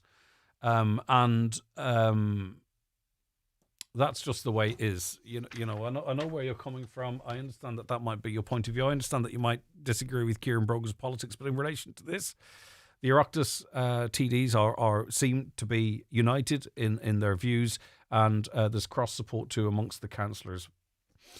My husband died. Sorry, I beg your pardon. My husband is 6 months dead. He died in a nursing home in Donegal. I've never received any condolences or sympathy from the nursing home. He was 64 years of age with Alzheimer's.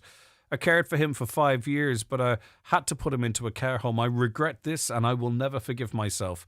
My husband had a 20-centimetre tumour. He died screaming in pain. I was on the phone constantly trying to get him pain relief and cared for. He was falling all the time. He had to get stitches in his head.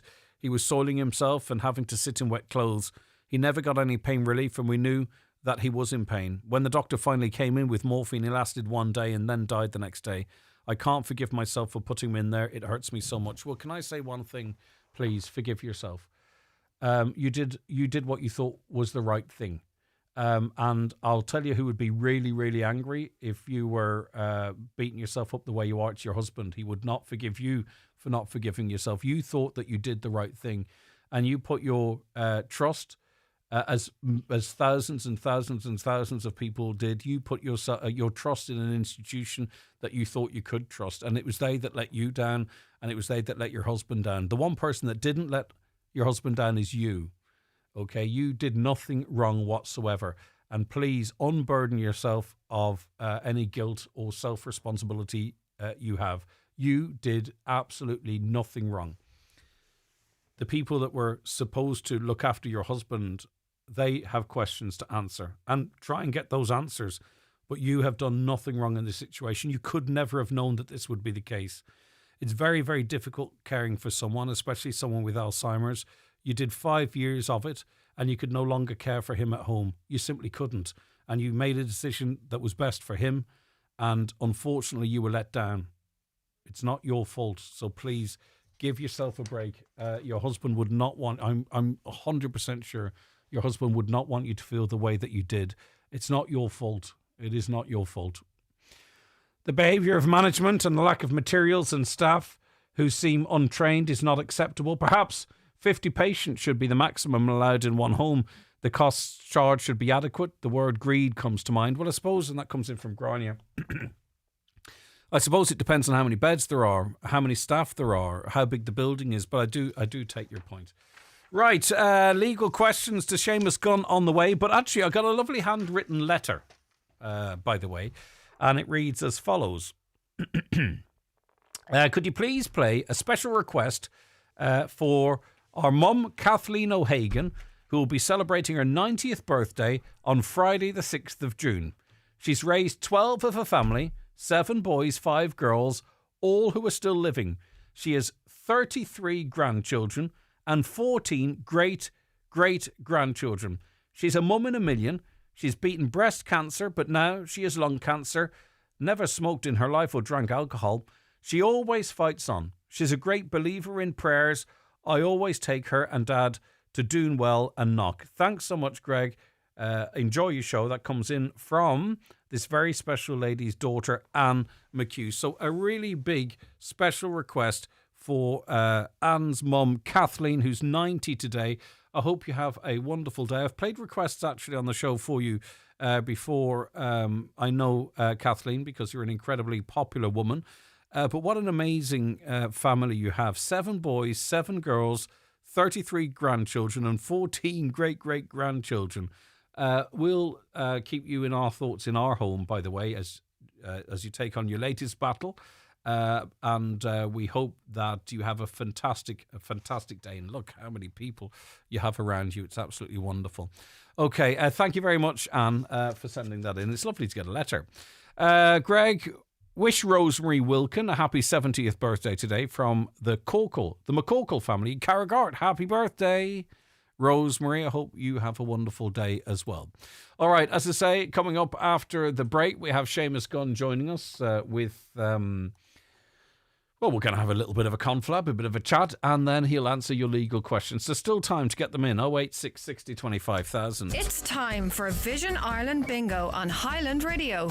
It's Friday, June 6th. You're playing for the daily prize of €400 on the yellow sheet. The reference number is S15. It's game number 23. The numbers are 80, 85, 20, 18, 84, 71, 49, 57, 14, and finally 63.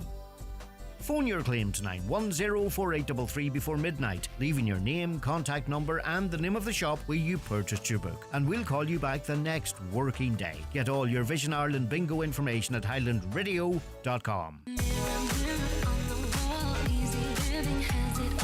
Summer is sizzling, and so is the Easy Living Furniture Summer Sale, which has just been extended for a limited time only. Don't miss out on the sale of the season at Easy Living Furniture, Crescent Link Retail Park, Derry, or shop online at easylivingfurniture.co.uk. Mirror, mirror on the wall, Easy Living has it all.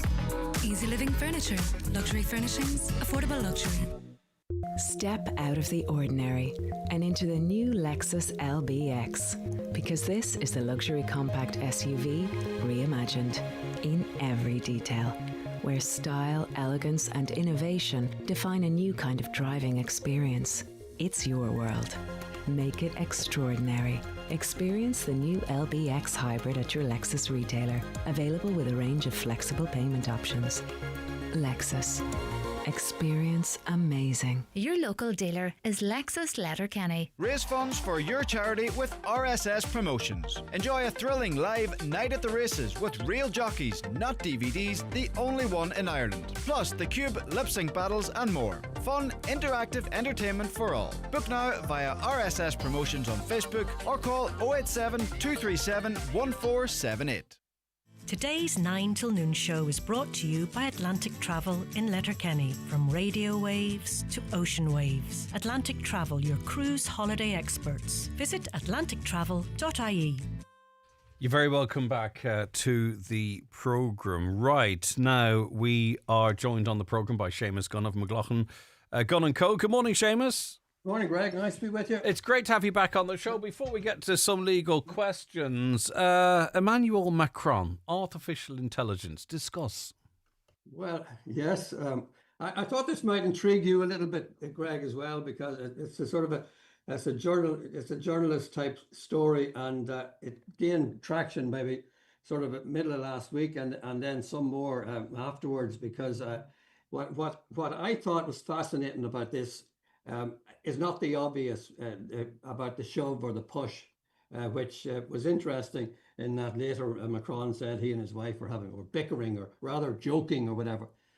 It was the way they reacted to it in the media initially. The Élysée Palace, and there would be the spokesperson for his office as such, immediately said in the aftermath that it was false news. It was generated by AI and a deep fake. And that was put out there initially. And that went kind of, I believe, viral now. I'm not really up to speed, in the workings of that, but it certainly traversed all the platforms, and then became a real story as to whether they were actually saying this. And that was seemingly prompted by a previous incident of misinformation, where it was alleged that when he was visiting Ukraine only a few weeks earlier, he was on a train and he had a bag of some sort, a small plastic bag, whatever, and it was contained some white. Well, it was a tissue. Contents, it was a tissue contents. that looked like a bag of Coke. Yeah. And that's what, and so that was put out there. So then they using that, and on the back of that, then when this incident occurred, which was pretty embarrassing, really, or could be embarrassing, they thought, well, throw it in as a deep fake, and that will, as it were, take the scent off it, and people will start questioning it immediately, and that they will say, well, oh, it could be AI, etc. So therefore, he gains some more credibility if that's going to wear. However, whenever the full video then was published, they had to backtrack from that, and then you had him saying, well, no, we were bickering, and we were joking. Playful slap in the face, as all couples at the highest level of politics have not. I mean, it was, yeah, there was a rush to cover it up. I think it's worrying, Seamus, and it's really interesting you brought this up. I think it's worrying that those who we should expect to be able to trust in sort of dealing with AI kind of try and use AI then to their advantage, if you know what I mean, by false positives, or however you might phrase it. That's kind of concerning, because it makes information, misinformation, disinformation. It muddies those waters even further. Who can you trust? Well, yeah, that's really what caught me on this, is that the two sides of it could be wrong. It could be both misinformation, AI, fake news, and there's no way of editing.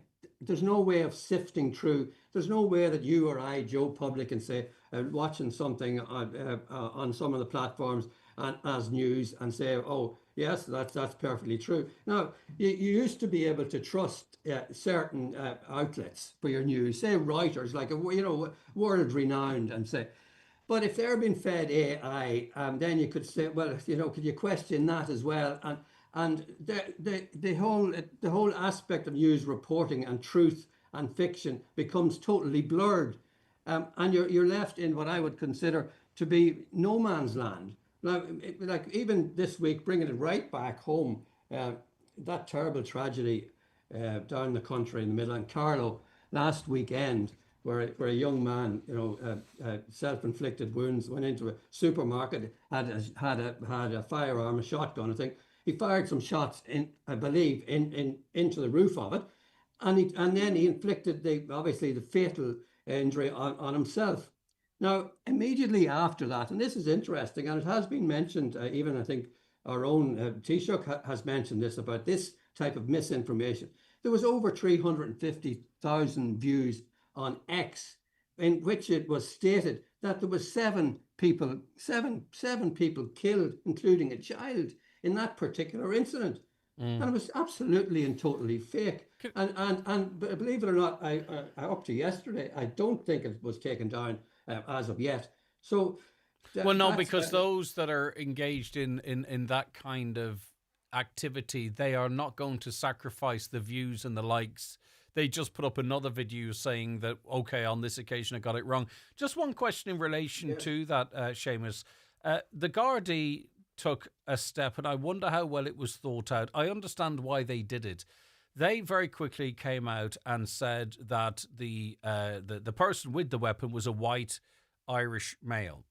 Now, as I say, we saw when there was misinformation online before, it led to riots and all this kind of stuff, or disinformation, or whipping things up, or whatever you want to describe it. I'm not commenting that, but it sets a precedent now, because for whatever reason, and they haven't explained it themselves, for issuing the race and the nationality of this person. They're going to have to do that for every similar incident now, surely, because otherwise they need to justify precisely why they gave that kind of information out at that time. Next. Yeah. Go ahead. They leave themselves open to a claim, anyway, that it is not balanced reporting if they don't follow suit with the nationality and create in other instances or similar incidents. it also identifies a certain type of person within the community as well, which again could lead maybe potentially to prejudice in the future. So had the press office thought that through? Like, the decisions are made quickly, and you can understand how it can happen. And we're trying to get information out there, and maybe steering it in a particular type of direction. The balancing of it would be questionable if they don't retain it. And if they do retain it, what are the consequences of that? As you've said, there have been riots as resulted in this type of reporting before. So that's going to be a very. I think they've made a really big mistake in that regard. I understand why, but they haven't thought it through, because the next instance where it's suspected, or indeed it is a fact, that maybe it's a foreign national that has been involved in an instance on the streets of Dublin, for an example, if they don't identify his country of origin and his race, well, then it will seem to be double standards. And then the online speculation whips up. If they do, that could whip up a public reaction. So they'd be damned if they do and damned if they don't. And I think they've made a really, really big mistake here, and they've set a precedent, because there'll be lots of people saying, where's the race? Where's the nationality in this case? And I just think for an arm of the state, they've made a mistake there. They really have. I can understand the argument. I don't disagree, and it leaves that opening out there for that reaction, as you have described, and that certainly would not be positive. Will it be revisited? You would think it might be. I would suggest that it was in the heat of the moment doing the report on it. I'm still very concerned about the post on X. No, I get you. I understand that as well. With so many people viewing that and initially taking that at face value, which we all would, and where that goes. And, you know, this aspect of fake news and how then it could be manipulated in the political sense, right across the world, in putting out, in dealing with a situation that you're not happy with, where there's a mistake, but you immediately put out that it's fake news in the first instance. And therefore, you throw a certain amount of doubt on it, you dilute it a little bit, and you have people then wondering, well, is that true or is it not true? I mean, there's people questioning whether Armstrong stepped on the moon, or was that all fake as well? So, don't bring me in that. Don't take me down that rabbit hole. Where does it all end? Well, you know, I think really and interesting too. When I just put it, but in the last 24 hours, when you see the big fallout between the two big heavyweights, and you look forward to this, Greg, in the next week or two, like where XAI come into the equation, or how that could be used in relation to the sparring that's going on between Trump and Musk at the moment, and how maybe XAI could be used by Musk to strike back. It's unbelievable. And I mean, he's even with words. I knew that they were going to fall out, because you've got the world's most powerful man arguably against the world's richest man, massive egos. I knew they were going to fall out. I didn't think it would be as spectacular that in his third tweet, effectively, Elon Musk would say that the person that he spent his own personal wealth and time to get into power, Elon Musk says that he knew he was associated with a known paedophile. That's not the flex Elon Musk thinks it is, because he was privy to this information. That, in other words, that Donald Trump was in the Epstein files. He was privy to this information as he was getting him elected. Seamus, I'm going to take a very quick break. Back with more shortly. Planning holidays. I'll come back to you on that in a sec. Memories. Atlantic Travel on Oliver Plunkett Road, Letterkenny, bring you today's 9 till noon show. See atlantictravel.ie. Millions still owed to acres farmers. In this week's Irish Farmers Journal, we reveal how the department is set to miss revised acres payments target. Full details on John Magnier's High Court battle for Barn Estate. All you need to know about slurry storage TAMS grants. Why learner drivers are going abroad for driving tests. Find out all about inheritance tax relief. And don't miss your final chance to win a Yamaha quad. All inside this week's Irish Farmers Journal. Looking for a technology partner to help you reach your business goals? With cybersecurity solutions from Vodafone, your business can hack off the hackers.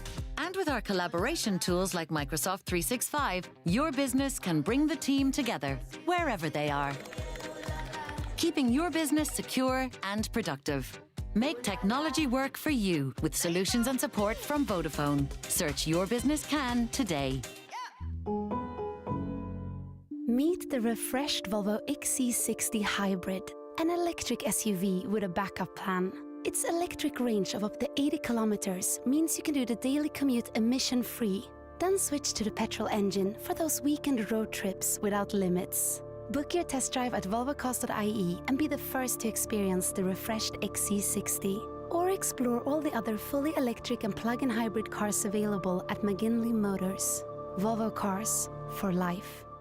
As a brown bin kitchen caddy, I'm mad for munching scraps. Bits of meat, mouldy bread, back of the fridge fruit. Nice. But when little pieces of metal, glass or plastic sneak in, it affects my waistline. Listen, I'm not blaming anyone. You're brilliant at brown binning and minimising your food waste. But do me a favour, don't put the wrong items in the brown bin. Have a scan of mywaste.ie so you can keep it fantastic. Brought to you by My Waste, a Government of Ireland initiative. New this week in Home Store and More. All outdoor heating is half price. But better hurry, because when all our half price outdoor heating is gone, it's gone. Also, all camping and all bath mats are still all half price. But when all the half price camping and all the half price bath mats are gone, they're definitely gone. Drop by your local Home Store and More. Visit us online at homestoreandmore.ie. Home Store and More. A happy home. Now we're in the company of Seamus Gunn. Sorry, Seamus, did you want to add something there? I just cut across you on the Trump-Musk tete-a-tete. Are you muted, I wonder? I think you might be muted, you know. Are you muted? Yes. Yeah, just as you mentioned there just before the break, and Musk and his support for Trump. I was just saying, and he was aware of all this whenever he put $300 million allegedly into the actual campaign itself. But to conclude on it, Greg, I believe it does come down to the personalities, of course, two very large ego type individuals that it was never going to last. It wasn't a marriage made in heaven. But the point is this: it comes down to money, basically money, and the effect that Trump's bill, the tax and his domestic policy bill, is going to have on Elon Musk. And yesterday, Tesla dropped 14% or something like that. The biggest drop ever recorded. It wiped billions and billions off Musk. And he is hurting from that. That'd be my view of it. And he's going to turn. So we can dress it up as we like, but the bottom line is, and then he's saying he's going to take SpaceX out of the equation. And he's going to do X, Y, and Z. Because he only left in the last few days, he left his... And I've heard people say... efficiency office he left in the last few days. Now, the efficiency office is quite unique because he said he was going to wipe billions. 2 trillion, he said. 1 trillion. He said 1 trillion. Actually, he thought 1 trillion was achievable. I'm going to have to correct you. I think it was 2. I think it was 2 trillion. He's going to knock off. But anyway, around that. So he's going to knock 2 trillion off the debt, which is about 36, by the way. But anyway, he's going to knock that off. In the time that he has been there, the devastation that he has wreaked all around him in all the different departments. I think maybe 1% or something less than that is what he's leaving with his P45. So I mean, it speaks for itself. But I think the bottom line is, look at the share price, look at Tesla. If the subsidies are withdrawn, Tesla and those that are holding that stock might be looking for the exit stage right. Yeah, and I've actually heard people try and argue that women are too emotional for big jobs in politics, believe it or not. Okay.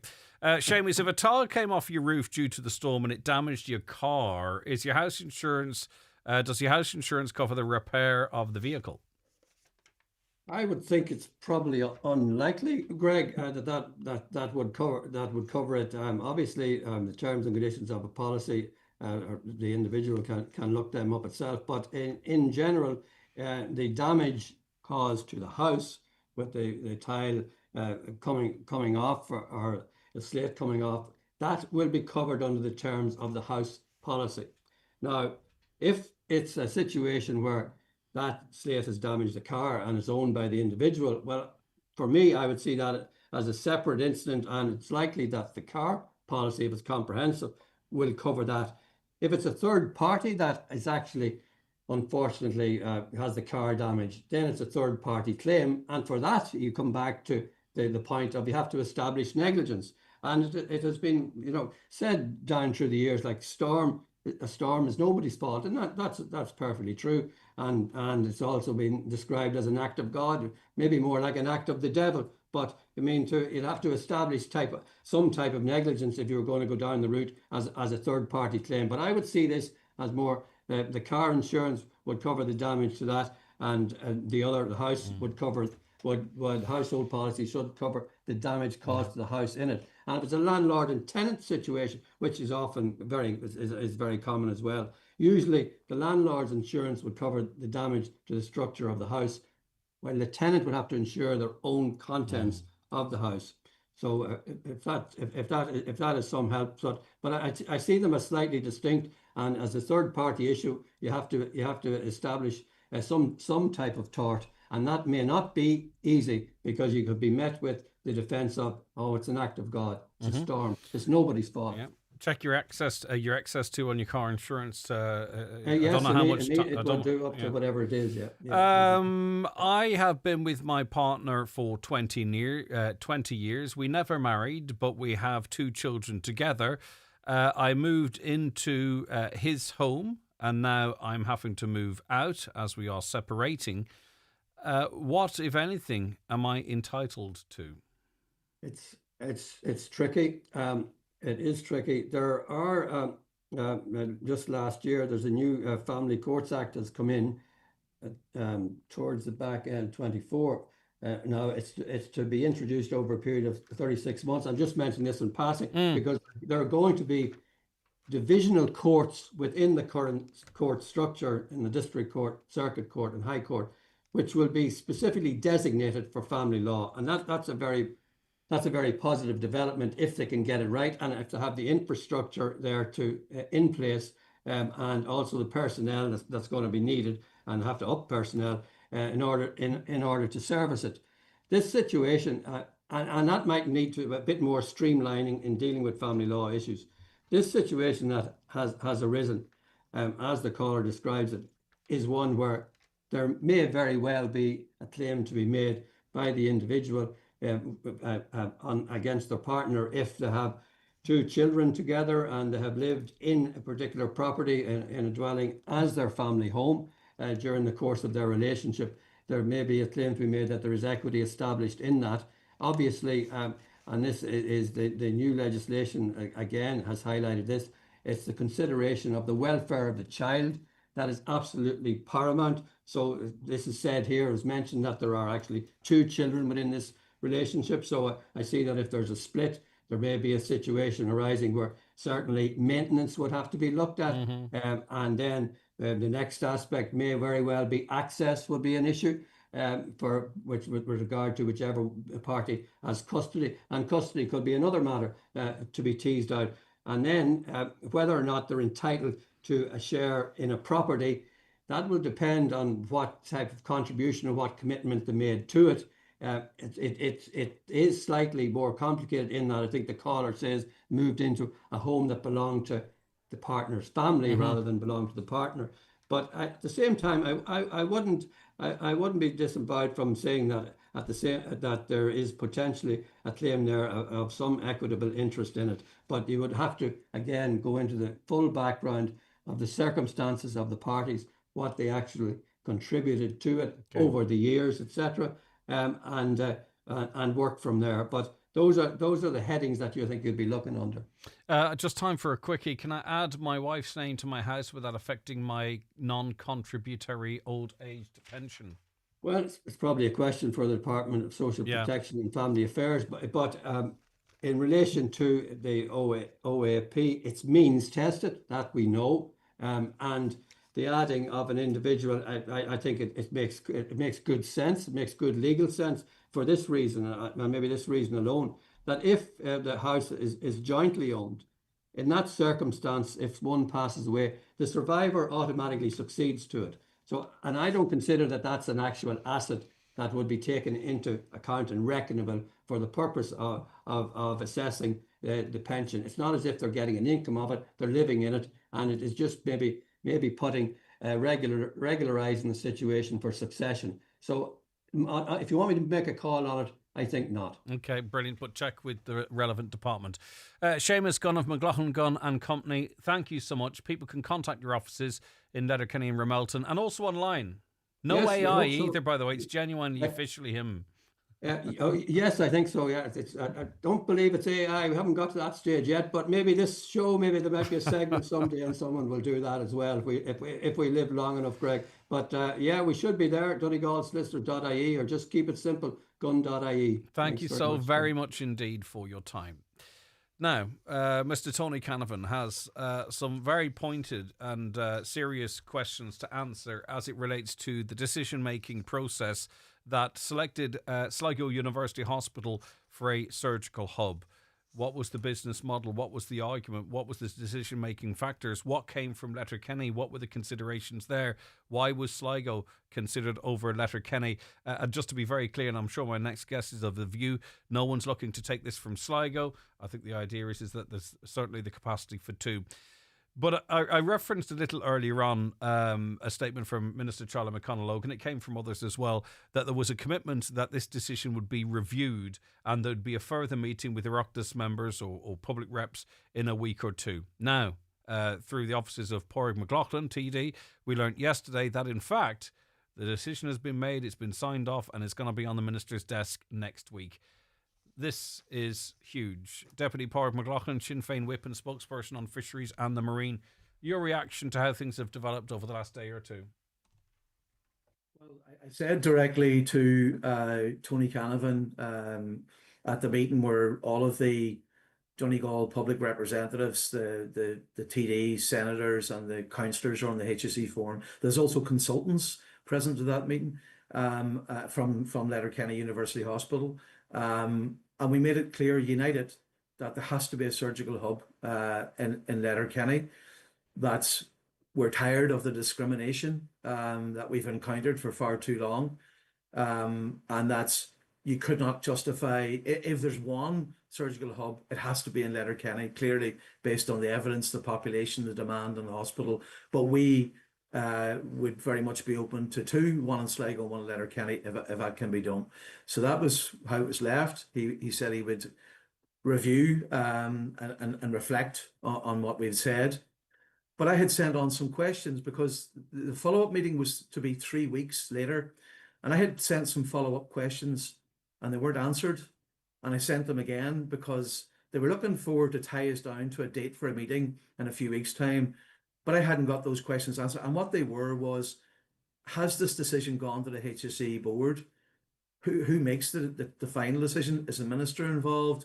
And will he put forward the Letterkenny, the business case for Letterkenny for the surgical hub at the same time? Eventually he answered, and it's quite shocking, his response, and you would have seen it there, Greg, yesterday. He was going to come and meet us. And clearly he would have known when he met us, if we hadn't got this information out of him, that he put his recommendation to the HSE board last week and it was agreed. So the HSE board now agreed that Sligo is location for the surgical hub. But were you not told on the 20th of May that he would come back to you having reviewed the process? So what's happened there? You've been left high and dry. Yeah, exactly, Greg. Like, and in fairness to some of the public representatives, they've said it on your show. They said it in private meetings with doctors, who are 171 doctors, as you know, which is unprecedented, I would say, anywhere in the state, that level of doctors speaking out. And it was clear that he was going to review and come back. But I sent in questions just to have safety, just to have certainty about the timelines before we met him again. And you know what was going to happen, Greg, if we hadn't got those answers yesterday? We would meet him in good faith in a week and a half. And by that stage, the HSE board would have signed off on it and the Department of Health may well have signed off on it. So it is outrageous, the bad faith that we're encountering here, I have to say. Yeah. Oh, and you're asking the same questions I'm asking, and I will say it is by coincidence. In relation to this decision, what was the business case for Sligo? Let's see that. We pay everybody's wages. That should be in the public domain. What was the business case for Letterkenny University Hospital, if any were made? And comparing one to other, what decision-making process happened that Sligo was selected? This whole process has to be incredibly transparent. All of that information in its entirety, and we can go through it ourselves, needs to be out in the public domain. We need to know once and for all who's responsible for something as it's happening within the HSE. 100%, Greg. And I have written to him today, and I've made it clear now that he needs to provide the two business cases, the one for Sligo and the one for Letterkenny, that was sent to him a year ago. He needs to demonstrate clearly what was the objective decision-making that led him to decide Sligo. We know, for example, the population that Letterkenny serves is higher than Sligo. We know that we have 24,000 inpatients per annum at Letterkenny. There's about 15,000 in Sligo. That's a huge gap between what Letterkenny deals with and Sligo. I can see no possible explanation other than utter discrimination for this decision. How can this be brought before the Oireachtas Health Committee? Is that possible? I know a lot of this is national, and pardon my ignorance if I don't understand the processes, but this is a situation where people in very senior positions need to be brought into that type of an environment and be compelled to answer questions. Yes, if need be, and what I've asked for now is for him to release those documents to us urgently, because this is going before the Department of Health. Ultimately, the Minister for Health now has to intervene. The Minister for Health said when you asked her when she was in Donegal recently that no decision had been made, and that she was going to look at all of the facts, but she needs to urgently intervene now. She needs to look at the arguments made by the 171 doctors in their correspondence to her, which are, to me, overwhelming arguments. This should never have been about Letterkenny versus Sligo, but that's what has been made now. We've been forced into this situation because we cannot accept, and as I say in the email, and you've seen it, Greg, to Tony Canavan, we have been given a briefing, the TDs have been given a briefing by surgeons and consultants at Letterkenny Hospital in recent weeks. And the briefing leaves us with an understanding that there's a threat, a serious threat to surgical services at Letterkenny, that if it's not resolved very soon, could threaten the actual emergency department at the hospital. That's how serious, and Tony Canavan knows this very well. The management of Letterkenny Hospital know this very well. And the surgical hub is a key part of tackling that, of course, about reducing waiting lists, but about attracting the caliber of surgeons we need. This is a huge hospital in Letterkenny. It's the sixth largest hospital in the entire state. Why is there then a legacy underspend where they've been running deficits in the millions? Why are we seeing a whole tranche of really significant investments into Sligo and Galway, but not the same type of future planning investments into Letterkenny University Hospital? Why are we being sold what many feel is a pup of a walk-in ambulatory centre, which could be 6, 7, 8 years away, according to that we've been promised before as well? Does he also need to, in a very clear sense, timeline the future of Letterkenny University Hospital?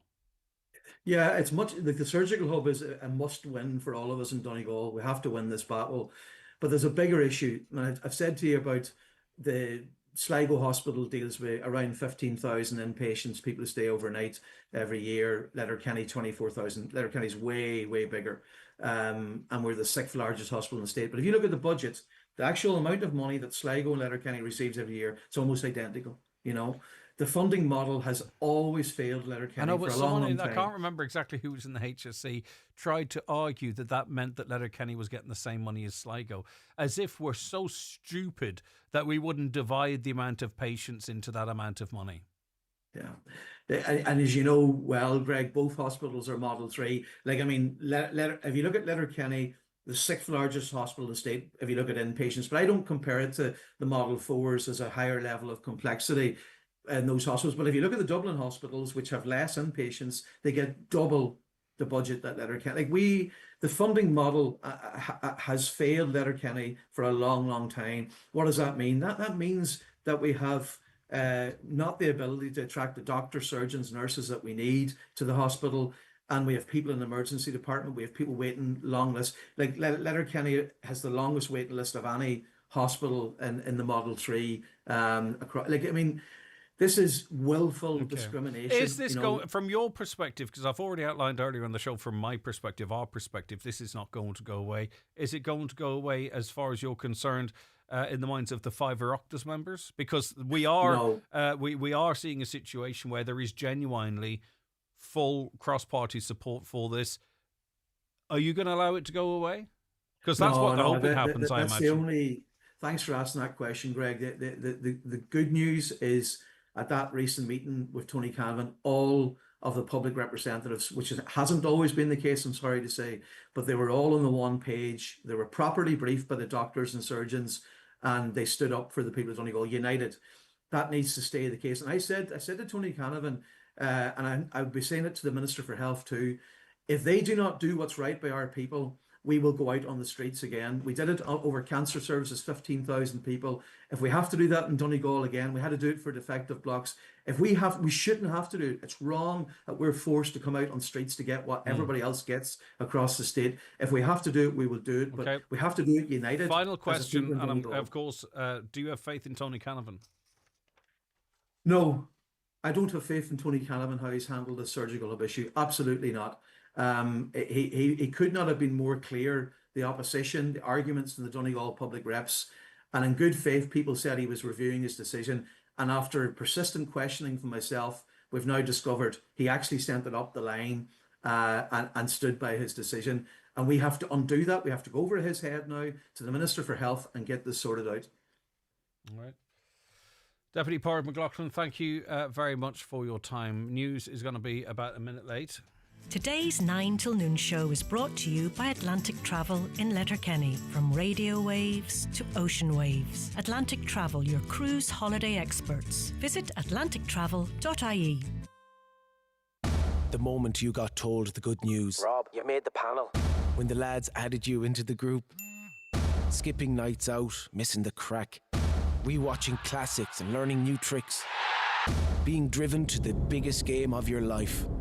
By your mam. And then you finally come on in the 51st minute. It's the minor moments that last a lifetime. The Electric Ireland GAA Minor Championships. This is major. Sometimes you have to simply enhance what you have. Like the new Opel Mokka. With a new infotainment system, dash, and interior. It's had a little work done. After all, it's what's on the inside that counts. As for the outside, why mess with perfection? The new Opel Mokka. It's a head-turner. Available in petrol, hybrid and electric. Find out more at Manor Motors Opel. See manormotors.ie for details. They say time equals money, so spend your money where you spend your time. No matter what your preference is, Cooney's Home Interiors has something to suit every taste and budget.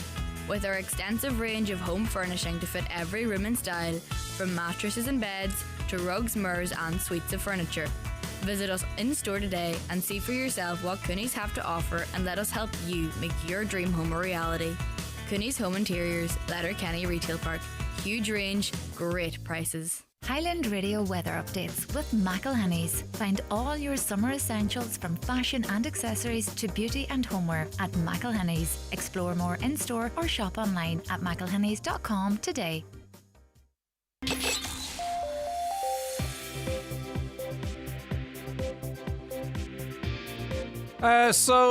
This afternoon, showers will become more isolated with sunny spells developing, temperatures of 12 to 15 degrees. Cutting through the spin.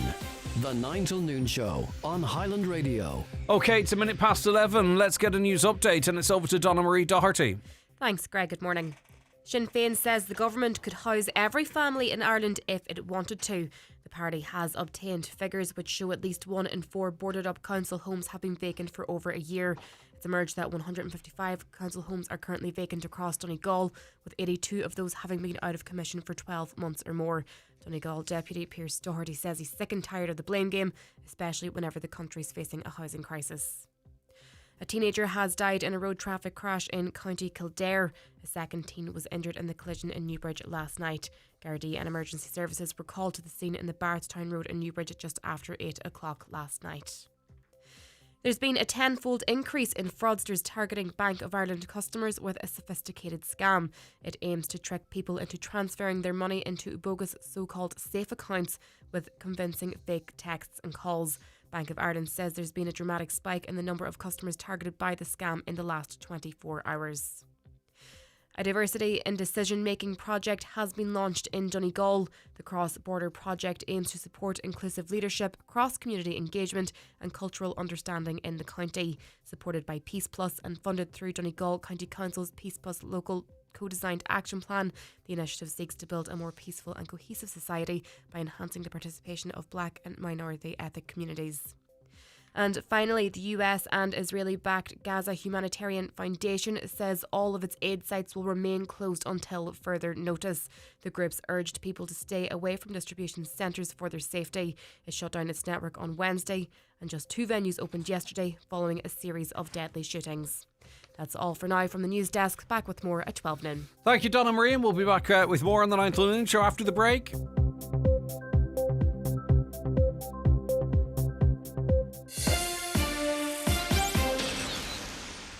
Planning holidays, creating memories. Atlantic Travel on Oliver Plunkett Road, Letterkenny bring you today's 9 till noon show. See atlantictravel.ie.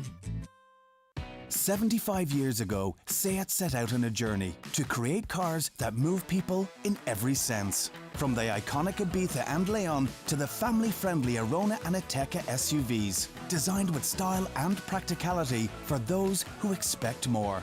Now to celebrate, you can avail of exclusive offers across the SEAT range at our 252 sales event this June. Find out more at your local SEAT retailer or visit seat.ie.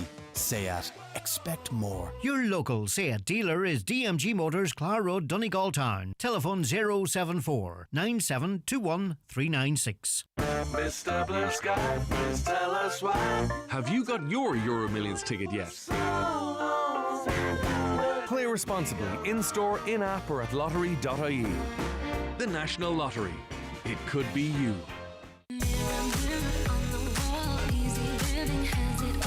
Summer is sizzling, and so is the Easy Living Furniture Summer Sale, which has just been extended for a limited time only. Don't miss out on the sale of the season at Easy Living Furniture, Crescent Link Retail Park, Derry, or shop online at easylivingfurniture.co.uk. Mirror, mirror on the wall, Easy Living has it all. Easy Living Furniture, luxury furnishings, affordable luxury. Don't miss a fantastic evening at Rafo and Ballandred Presbyterian Church Auction and Barbecue. It's happening Friday, June 6th at Rafo Livestock Mart. Family fun and barbecue start at 5 p.m. Auction at 7. Everyone's welcome. Don't miss the fun, food and great bargains. See you Friday, 6th of June at Rafo Mart. Since I switched to Hidden Hearing, I can hear it all. You could save up to €3,000 off invisible hearing aids. Save when you switch to us, upgrade, or save on your very first hearing aids. Pre-phone 1-800-370-000. Switch and save at hiddenhearing.ie. You should go to the hearing experts. T's and C's apply. Charge into summer with TUI. Secure your holiday today with savings for families and adults flying from Dublin, Cork and Shannon. Holiday sorted. TUI. Live happy. Hey, I hope the trip has gone well. Just a quick one. Does your mum have a spare key for our place? I locked myself out. Again. So if she doesn't have a key, we're down the cost of a locksmith. Or I could just live in the shed and clear back on Sunday. Real life. Written by you, underwritten by Allianz. Feel secure with up to 4 emergency home assistance callouts each year and get 10% off new home insurance policies at allianz.ie. Allianz PLC is regulated by the Central Bank of Ireland. Standard acceptance criteria, policy conditions and minimum premiums apply. Joined on the programme now by Lucas Meehan, a qualified nurse and has worked too as a healthcare assistant for 4 years now, and we're I suppose reflecting on that RT Investigates programme during the week, which found a scandalous situation in two care homes down the country. Lucas, thanks so much for joining us. It's good to have you on the show. Thank you very much for having me. Registered healthcare assistant in Northern Ireland. Can you draw any comparisons between the situation in the north versus the south? Well, what I can see very clearly is that in the north there is the Northern Irish Social Care Council, the NISC, and basically that is that every healthcare assistant that does work in care homes is regulated and has a code of conduct to adhere to. So these wouldn't really be more in the hospitals, but more for care homes, as they recognise that in care homes your healthcare assistants really are majority of the time more so with the clients and the people living in the care home. And this is able to make a public-facing register where anyone, a member of the public, can look you up and see if you're a registered professional to be working there. So, and we don't have that in the Republic. So, what is the situation in the Republic, Lucas? Well, currently none. There is no situation at all. So recently, whenever SIP2 was actually, which is their trade union, was discussing this, there was nearly more than 50% of them, actually it was 96% of healthcare assistants actually supported the creation of a public regulation. So whenever the government is not doing creating a current regulator such as this, it's really showing failures on the government to listen to healthcare assistants. But the issue that I currently have that I would be drawing up is that the lack of again regulation, but the lack to get on the register. So there should be a minimal educational requirement, if not 1 year of a training requirement, and moving on. Because realistically now, because of the lack of register down south, the care homes that have had these healthcare assistants have treated their clients in such a poor way. This is going to be handled entirely by the care home. So people are saying, well, HICWA will be able to regulate. HICWA solely regulates the actual building of the home. It doesn't regulate the staff. And the nurses there will be regulated by and board alternates, the NMBI. So the healthcare assistants are solely going to be left to be disciplined by the care home and not an actual public-facing register. So what might happen if such allegations were made against staff in a care home in the north then? Just trying to see how the different structures there would help in, I don't know, addressing what we've seen, but also as much, I think you've talked about how it might prevent it happen, but what would happen next if this were a care home in the north that was exposed like this? Well, there's 3 different main regulatory bodies that would regulate in healthcare settings in care homes. So there's the Nursing and Midwifery Council, which is the northern equivalent to the Nursing Board. You have RICWA in the north. Here in the south we have HICWA, RICWA and HICWA, and then you have NISC, Northern Irish Social Care Council, who regulate the healthcare assistants. So that there is the 3 main bodies in the north. So first of all, they would all come in and regulate if there was a specific breach, depending on who did what or what the actual allegation was. And what we've seen in those care homes down south is that all 3 should be involved. And what happens, I presume, is it sets an environment that situations like this are less likely to happen. Well, really, it creates that space where you know what I mean, because of the high level of training. It's not just going to be medical training; it's going to be bedside manner and all that type of stuff. It's far less likely to happen with such a rigorous process in the north, I would feel, than it might in the south. 100%. I mean, at the end of the day, then the Northern Irish Social Care Council can strike an individual off where they cannot practice. So if I went to another care home and applied for work, they would be able to see outright that I have if it was me that convicted or did something that was completely unacceptable and I was reported and I was struck off, I cannot work again as a healthcare assistant, which is only right. My current issue now is that these healthcare assistants can move about to another care home. I just wondered, do we recognise those strike-offs in the south? It'd be interesting. We don't, right? No. So if I wanted to become a healthcare assistant, and I mean literally me in this case, Lucas, providing the age demographics and all that, but if I wanted to become a healthcare assistant in the Republic, what would the process be for me, literally me? So realistically, most care homes ask for either 3 years experience or a level 5 QQI, but many of them can hire off the bat and train you themselves. And this is kind of the issue that, while yes, I understand how important it is, how important care homes are in being able to provide training 100%, there should be a specific minimal educational requirement going into this. These are caring for our mothers or fathers or grandparents. So realistically, Lucas, if the nursing home, a private nursing home, were of the mind, I could just go straight onto shift, really, and do my training as part of it. I could go into the caring of a listener's, elderly parents just straight in. I wouldn't necessarily I would not have to pass a test as to how to pick them up off the ground or how to. Well, okay, that's There's no test of problematic. competence, which is another issue. But we seen that girl who was the whistleblower in the care home. Her interview in total lasted 13 minutes. And the first question she was asked after 6 other questions was, when can you start? What is your availability? Have you any holidays? This isn't acceptable at all. I mean, but when we're paying our care assistants bare near minimum wage, again, another thing that is not acceptable for the amount of work, the back-breaking work that is currently going on. The level of burnout is over 80%. That is according to SIP2, their trade union. It's clear we're not listening to healthcare assistants. And even on the show, what I was so disappointed is that they didn't, on the RT Investigate show, there wasn't one healthcare assistant on the show talking about what was going on. There was consultant physicians and professors of nursing, which is 100% I recognise is so important, but not one healthcare assistant was asked to be able to break down what was currently going on in the show. What is there a variance in North and South as to how many residents or patients or whatever the phraseology is best to use per healthcare assistant, if you know what I mean? No.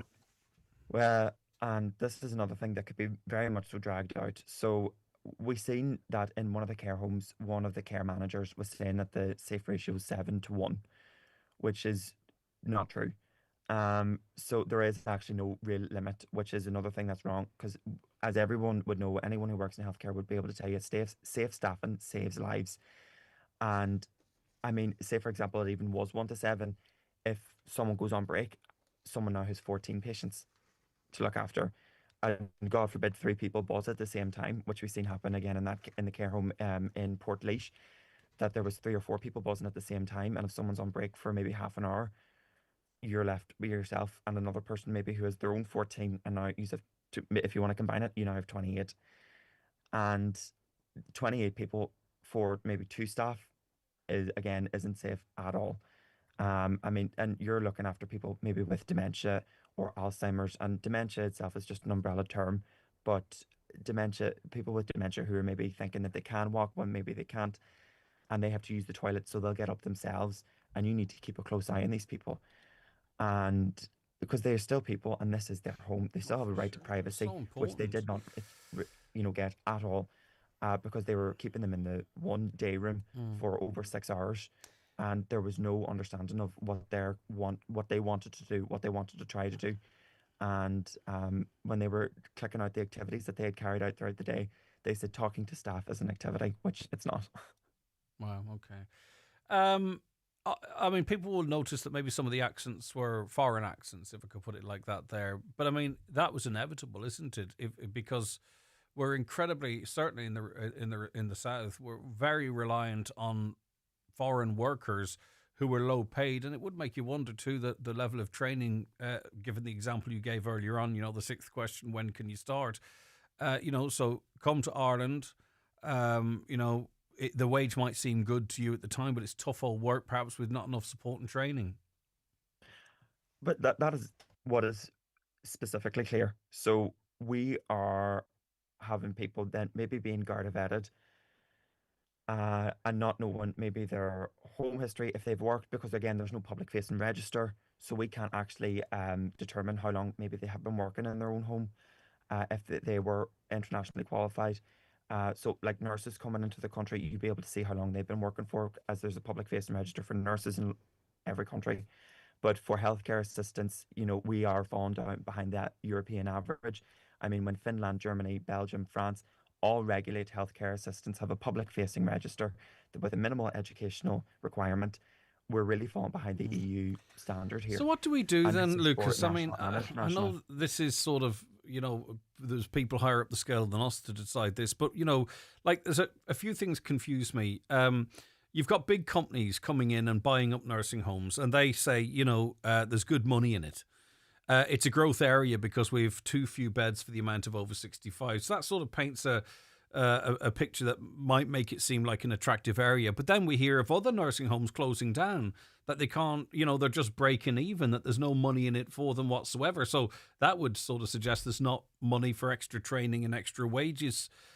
So if we're going to look at this sector in the whole, it needs a massive overhaul then, surely, because we don't want, people don't have the money to pay for it necessarily, right? Privately, they might not even have the capacity within their wealth through the Better Care scheme to pay for it. So is it government subvention on a big scale? I don't know what happens in other countries, but do the government have to invest heavily and contribute to the care of people then? I don't know. It's so complicated. Well, I'm still waiting. Fine Gael promised in their last election that they would have abolished university fees by this stage, and we're still waiting on that. So this is just one of the things that the government should be doing now. Educational requirements, at level 5, it shouldn't be costing the government too much to be able to put people through. But the main issue is, but how much do you pay someone per hour who's got a level 5 QQI? Minimum wage. But who's going to do it? Oh, but we're seeing a massive exodus from childcare for that reason. Well, the Minister for Health, when she was in Donegal, she was looking around the new hospital that was currently being built next to the hospital and the new nursing tertiary training area around the ETB.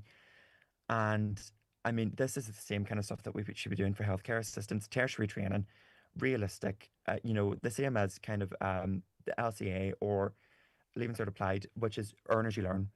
And this is realistically going back to nursing roots, which was always in-house training, but also being monitored by a regulatory body at the same time. And this is the kind of things that we should be doing, a training portfolio where the same as nurses, where you have to see a certain number of things to be able to practice before you can practice by yourself. And for years, Patrick Turbine has been talking about even care homes, and the neglect that was currently going on during the COVID-19, staff shortages, abuse. And the government actually didn't do anything about it at the time. And they did to some extent, because through the HSE they headhunted staff out of nursing homes to work in acute hospitals.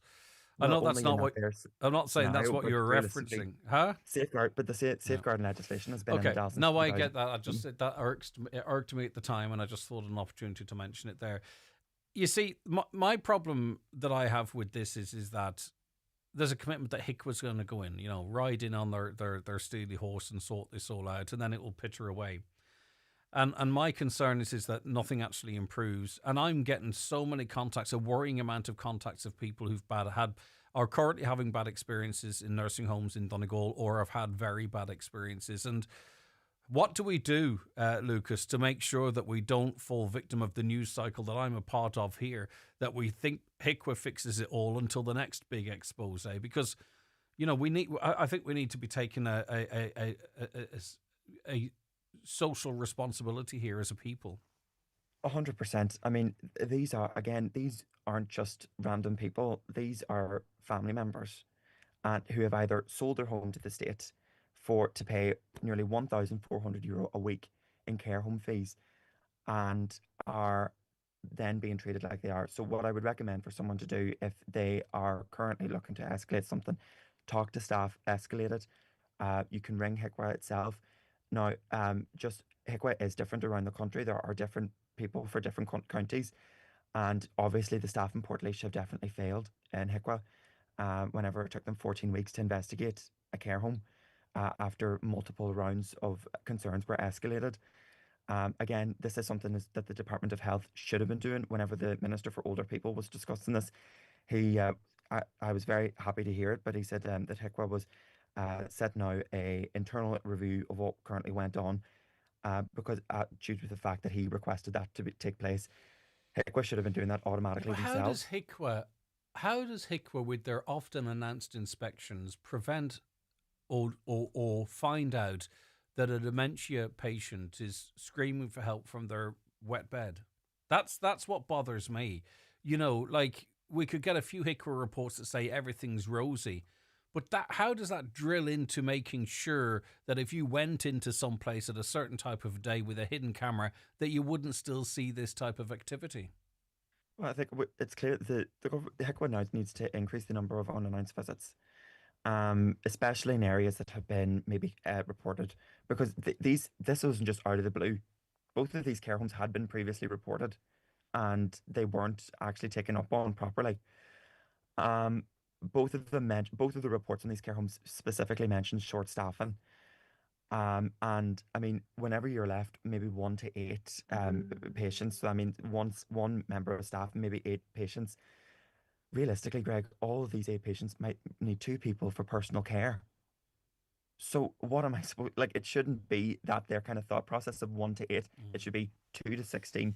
Realistically, if we're going to talk about this, it should be two members of staff should be now. It should automatically be That bodied makes up in sense. I something see like a care exactly home. where you're coming from. Lucas, thanks for giving us the insight and helping me anyway, and hopefully the listeners better understand, you know, even that last comment you made that, you know, 1 in 8, 2 in 16's much better than 1 in 8, and I wouldn't have figured that out unless you explained it so well. It's still not enough, but I understand exactly what you were saying.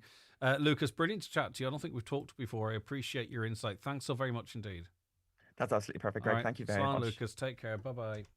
Today's 9 till noon show is brought to you by Atlantic Travel in Letterkenny. From radio waves to ocean waves. Atlantic Travel, your cruise holiday experts. Visit atlantictravel.ie.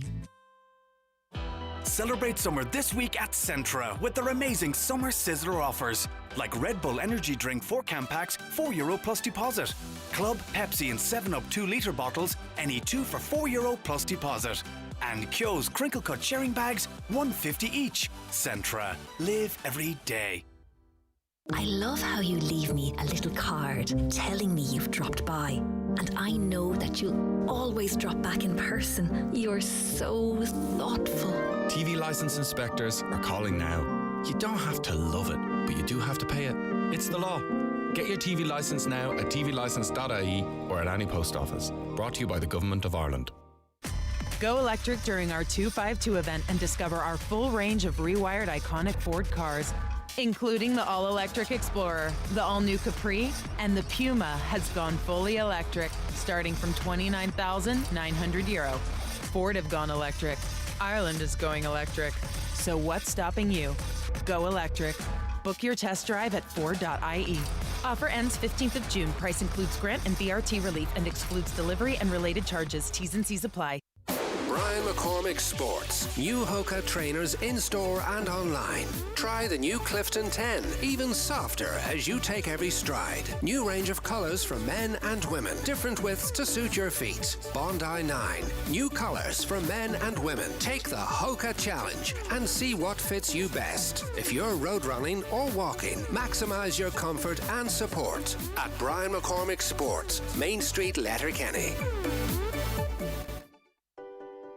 Get your home and garden summer ready with Watson Hire in Letterkenny. From lawnmowers to trimmers and compost to lawnmowers, they have everything you need to tidy, clean and green your space. If you're painting, inside or out, choose the best value paint in Donegal from top names like Fleetwood and Johnson's.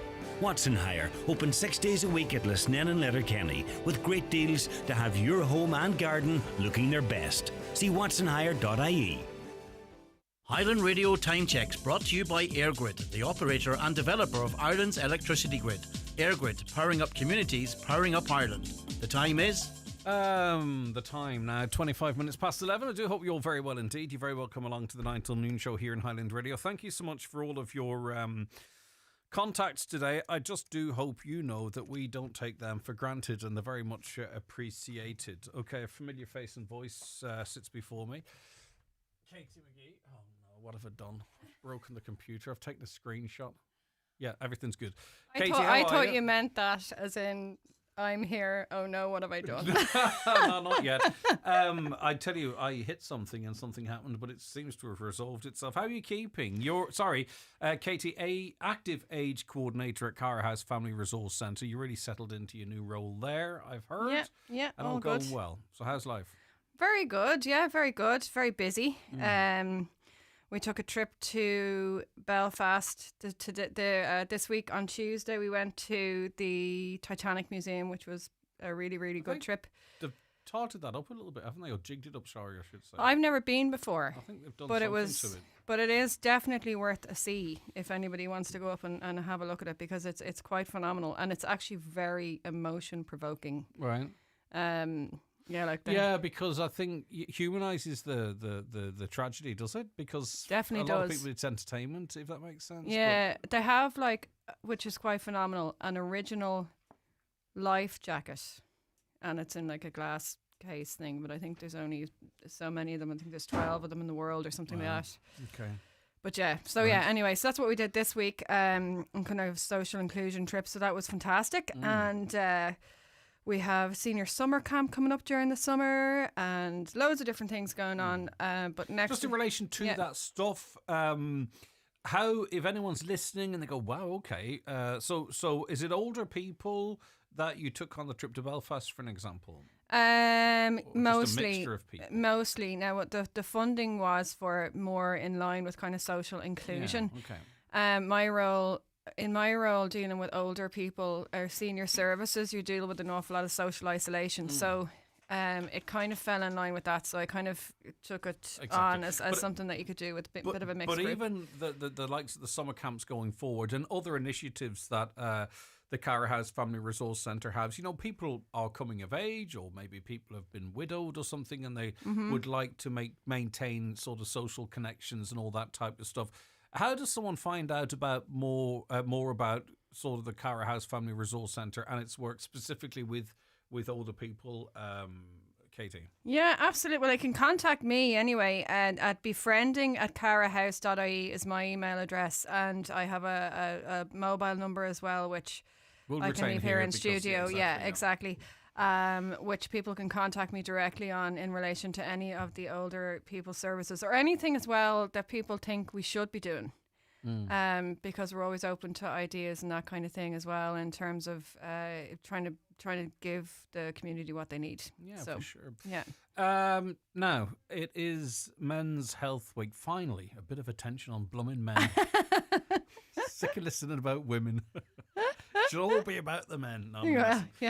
Cara House FRC, they're celebrating National Men's Health Week. It runs from Monday 9th to Sunday 15th of June, and you're doing it in association with Men's Health Forum Ireland. Yeah. And the slogan this year is shoulder to shoulder connecting for health. So is this your booklet, or is this sort of part of the week, the couple of weeks more, the week more generally, or what are you doing for Men's Health Week? Okay, so what we're running a couple of different events in-house, and then Bill Vaughan, our one of our board members who also works for the mental health services with the HSE, is doing a walk in football as well on Tuesday. So I'll go through the event shortly. But this book, which I think is fantastically done, I've had a look through it, is looks a bit like Dermo on the front.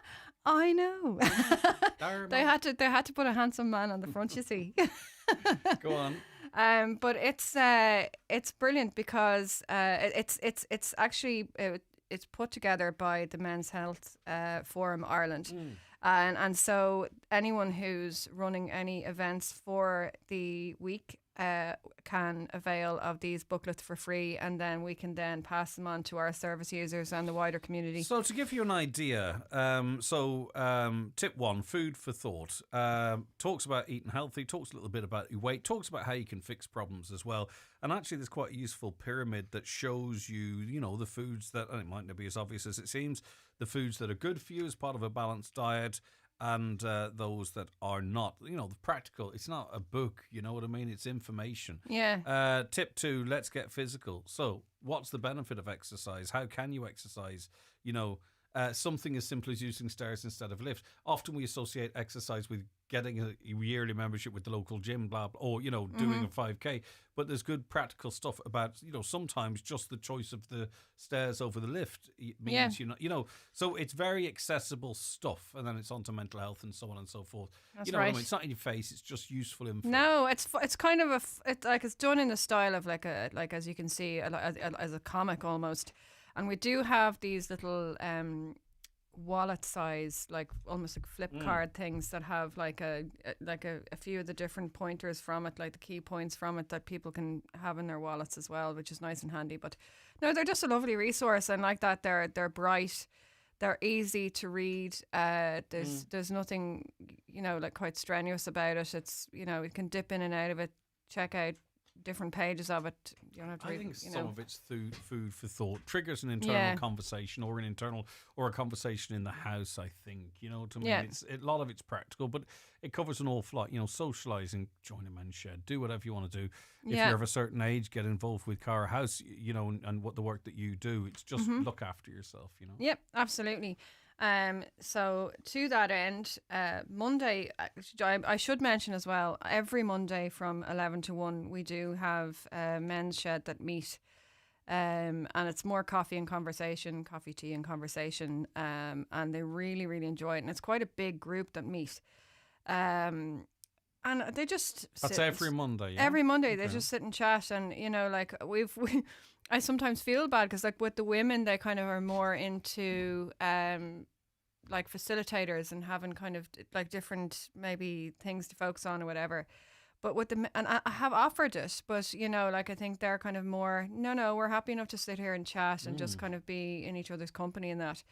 So we didn't want to kind of steer away from that too much because that is the feedback that we've gotten. So we're going to just kind of do a coffee morning on Monday and kind of widen it to invite everybody in the community.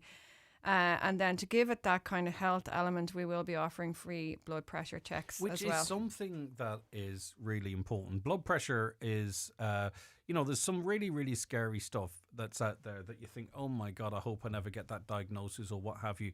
But blood pressure is one of those things that over 50% of the population of a certain age have. High blood pressure, sorry, we all have blood pressure, right? Yeah. And also, too, we are blessed in that it is one of the most treatable things. So if you do have high blood pressure, which is putting pressure on your heart and your brain and elsewhere, you can just get a tablet that you take that in most cases brings it down to a normal level. Yeah, absolutely. But it's sort of, and I used to be like this is why I feel I can speak with a bit of authority. It's sort of like the big bad wolf, I'm not doing that. Like, I know fellas won't get the blood pressure check because they don't want to deal with the fact that it might be high. I know. But that makes no sense. Trust me, I can't use the words to describe myself that I would off air because it wouldn't be politically correct. But let's just say I'm tapped. Authoritative. That's enough. Let's just say I know what I'm talking about, right? So go along, get your blood pressure checked, and there's very little in that. That you have to be worried about. You might be told to go and get a 24-hour blood pressure monitor off your GP. Well, that's great because then if your blood pressure's high, get a tablet and you know what's going on. So Bill Vaughan's going to be giving a chat on that as well, talking about mental health services as well. Yeah. And this booklet that we're talking about is going to be available on the day as well. It will, surely, yeah, absolutely. So that's our Monday, and I'm Where is that, by the way? In Cara okay, House. Sorry, I should say that in the Cara House drop-in room. I don't like the term drop-in room because it doesn't really justify what the it's like a really big, really bright and airy sitting room. Yeah, I know. I know what you're on drop-in about, room yeah. can sometimes kind of give almost like an impression that it's not inclusive to everyone in the community. That kind of thing. But anyway, it's a phraseology. It's a phrase, and there are actually some phrases that I would love if we could come up with different ways of describing them. Yeah. And I don't mean Cara House. I want us as a society because things have switched around a little bit, and people might think a drop-in is something else, and it doesn't sound very sexy. But anyway, it is very, very sexy, and it's a big open space for you to call in, have a chat. And there's lots of men there in the exact same boat as you are, all very friendly, all just looking to chat to other fellas as well. And you can get your blood pressure checked if you want, by the way. You don't have to. Let's be clear absolutely. on We're that. offering it. It's not it's offered compulsory. as a service. Exactly. So don't if that's just not where you're at, don't let it preclude you. Yeah. Right, Tuesday the 10th then. Bill Vaughan's back at it. Okay, so Bill, as I mentioned, is one of our board members and works for HSE Mental Health Services. So he actually has put this together, this walking football match at 2 p.m. at the community centre. Now, he did tell me to mention that if anybody is interested in putting a team together or wants to join a team, that they should email through to myself at befriending@carahouse.ie, just to say, because I think they have quite a lot of people who are interested, and so to avoid disappointment. But then you can go along to support and just enjoy the crack. Like I say, 2 p.m. at the community centre, and it is a walking football match, so a low strain football. You might be quite good at it if you wanted. I'd have to run. I'm an idiot, right? I can't walk anyway. So say I park my car 50 feet from some. I can't walk that 50 feet. I have to run it. Like I'm an idiot like that there. And yet Aaron, who's only like 19, he walks so blooming slow, and I'm like, come on, hurry up. So I have to run. So yeah. I'm not sure. I give me a year or two. Although the way my hips feeling today, I might be at it. But anyway, you're like a fitness queen. Yes, I'm a bit of a diva, fitness diva. Right, so that's at 2. There's lots of people taking part. I presume it's 5-a-side. It's not down here, but it's a 7-a-side. 7-a-side, yeah, is yeah. it? Okay, sorry. Yeah. So if you want to get 6 other guys along together for yourself, you want to enter a walking football team for this Tuesday, the 10th of June, get in touch with Bill, befriending@carahouse.ie. Bit of fun. Right, Wednesday then. So Wednesday is we have a bus trip going to the Iosis Gardens and Sanctuary out in Muff. So it includes a kind of a tour of the gardens as well. I haven't been there before myself, but I've heard. Just have a Google of it. I've heard it's very healing sort of place, So it's anyone's welcome to go. Well, I have obviously there's limited spaces. Sorry, I should mention, but it's only €5, and you get the bus out, the tour of the gardens. There's also facilities on site if anybody wants to get themselves a cup of tea or coffee or a scone, and we'll take you back on the bus then back to Cara House. So we're probably leaving at around 10:30 in the morning, and we should be back about 3:00. So it's just a few hours in the morning to get out. Fresh air, and I believe the weather next week is supposed to be fantastic, so it might be all the better. Don't make promises you can't keep. I didn't. I said I believe. Yeah. I'm seeing some pictures here. It actually looks really nice. Okay, yeah. So that's on Wednesday. As you can imagine, obviously that's going to be heavily subsidised because it's really quite inexpensive, €5. Yeah, exactly. So you can go to the Oasis Gardens and Sanctuary from Cara House, 10:30 a.m, coming back at about 3 p.m. A guiding tour of the gardens is included, facilities on site for a cup of tea or what have you. As you can imagine, spaces are limited if you're interested in that. befriending@carahouse.ie. And I suppose too, go to mhfi.org for more information about men's health, etc. That's it, exactly. Yeah, where can we get this book? Well, I have left a few actually in the reception here for anyone who's kind of going to be kind of passing through the mountaintop. Otherwise, we have a load of them in Cara House, and I imagine they probably will have them in local resource centres as well around the county. Okay, great stuff. Anything else, Katie? Is that us? Only that it's been a pleasure, as always. Okay, Thanks nice for having me. Come back up. Yeah, absolutely. You miss the place? Well, I miss you, of course. You must have emotionally moved on from here at this point, though, have you? I'd say Fanula's even forgotten we've existed now. She's only gone a day. I know. Well, that's it. But it's like we just used to talk all the time. We don't talk anymore. It's so funny. It's so funny. Okay, listen, Kira. I don't know why I said Kira. Oh Who's my Kira? God, you don't even know my Cara. That's you don't even know my name anymore. I do. I was thinking of Cara, and I said Kira because Katie, Cara, and Katie's Kira. So that's it. Katie McGee, Active Age Coordinator at Cara House Family Resource Centre. And, I think we walked through that, in a way people can pick up the info. But if anyone wants to check anything about sort of, Cara House, some of the events that we've talked about, again, what's the best way to contact? It is, isn't it, all through befriending at carhouse.ie, or give us a call and we'll pass on this mobile number as well, yeah? 100%. Yeah, that's perfect. Thank you kindly.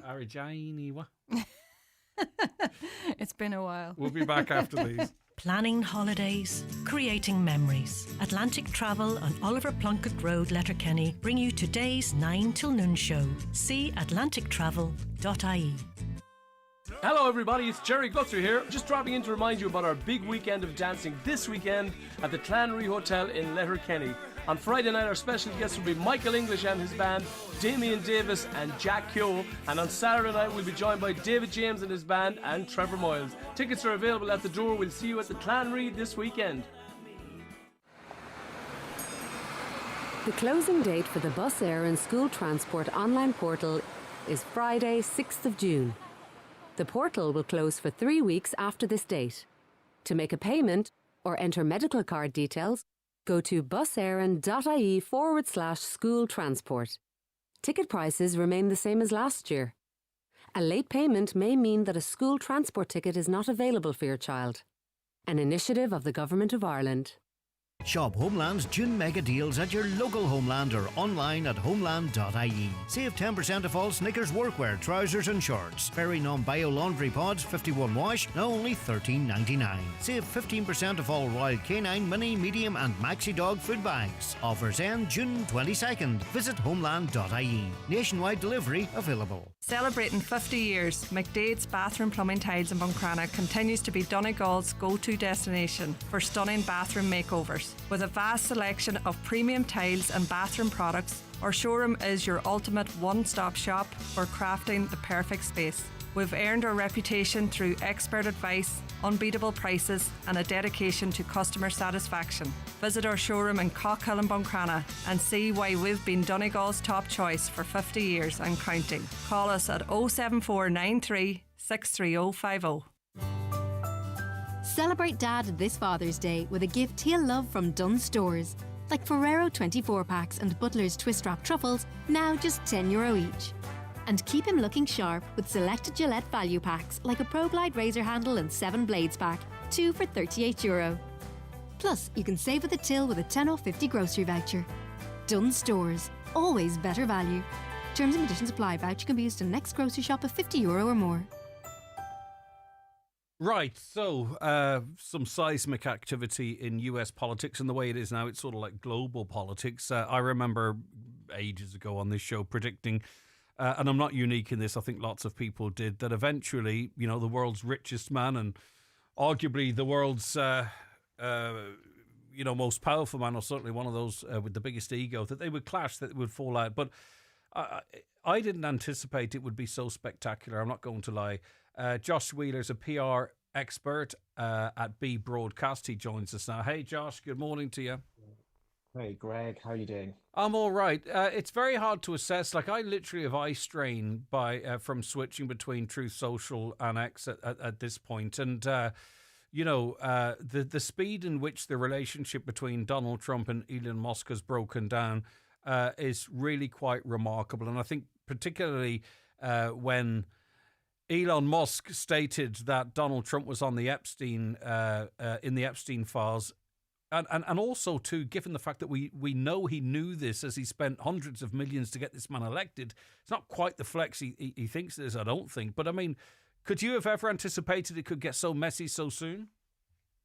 I think the reality is that the short answer is yes. I think a lot of people felt that this was, you said in your intro, that this was always perhaps going to go one way. You're dealing with, you encapsulated it perfectly. You're dealing with two mega egos. And in one situation, that can be really useful. You know, you kind of need these maverick characters to be driving things forward. And whether you agree or disagree with the political viewpoint, that can be really useful. But two together it is only ever going to go one way. They're going to smash and they're going to crash at some point. If they can work together, then that's a different thing. But ultimately, as we've seen overnight, it's about ego. But the really grim thing, I think, is we're seeing right now trade wars raging across the world? Was it real wars raging across the world? And you've got two of America's most powerful figures, the world's most powerful figures, spiraling publicly. And I just think if this is the message that America, the free world, is sending out there to difficult characters that we're having to deal with, it just says that there's chaos at the heart of US leadership, and it impacts all of us Yeah, wherever for we are. sure. And it impacts Donald Trump's foreign policy because it's such a public humiliation. Very unlike Trump last night at the end of a press conference, he refused questions. And you could see he seemed to have been visibly shook by some of Elon Musk's postings on X. So, I mean, the ramifications for this are huge. It's not just, two fellas falling out, ironically during Pride Month. But anyway, it's not just two fellas falling out, right? It's much greater than that, Josh. It really is. Trump looks like he's being undermined. Well, it doesn't look like he is being undermined by someone he once celebrated. Musk looks volatile rather than visionary. Unhinged. You have social media ablaze with memes, and I think in a weird way, Musk sort of benefits from that. In a sense of he's seen as this now sort of maverick character, whereas for Trump, who has been that maverick character, and to an extent it has been celebrated. This is the second term. He is almost kind of being buffed, and the conference you talk about where he's not wanting to answer questions, it's because he is knocked and shocked by this. They both want to be the star, and they're both trying to go about it in their way. The big issue is it's the trickle down effect, right? So Tesla overnight has had huge amounts of money wiped from its share price. That's significant. He is definitely going to, in the next short while, have to be jettisoned from X. I don't think he can fight whatever about his role in Doge. I really don't think he can fight this battle with Trump and remain as the head of Tesla or the face of Tesla, because he's already peed off Democrats and people of a certain political leading. He can't also go for the other half of the demographic as well. So I can't see how he can stay on in that role, Josh, and be involved in this public spat with the President of the United States of America, let's not forget. It wipes, the businesses that he runs, in particular Tesla.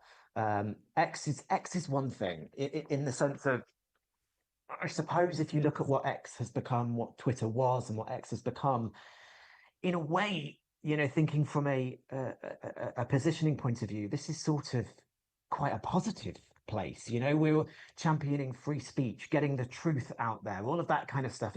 Things that you would perhaps expect from, say, a truth social rather than what Twitter was.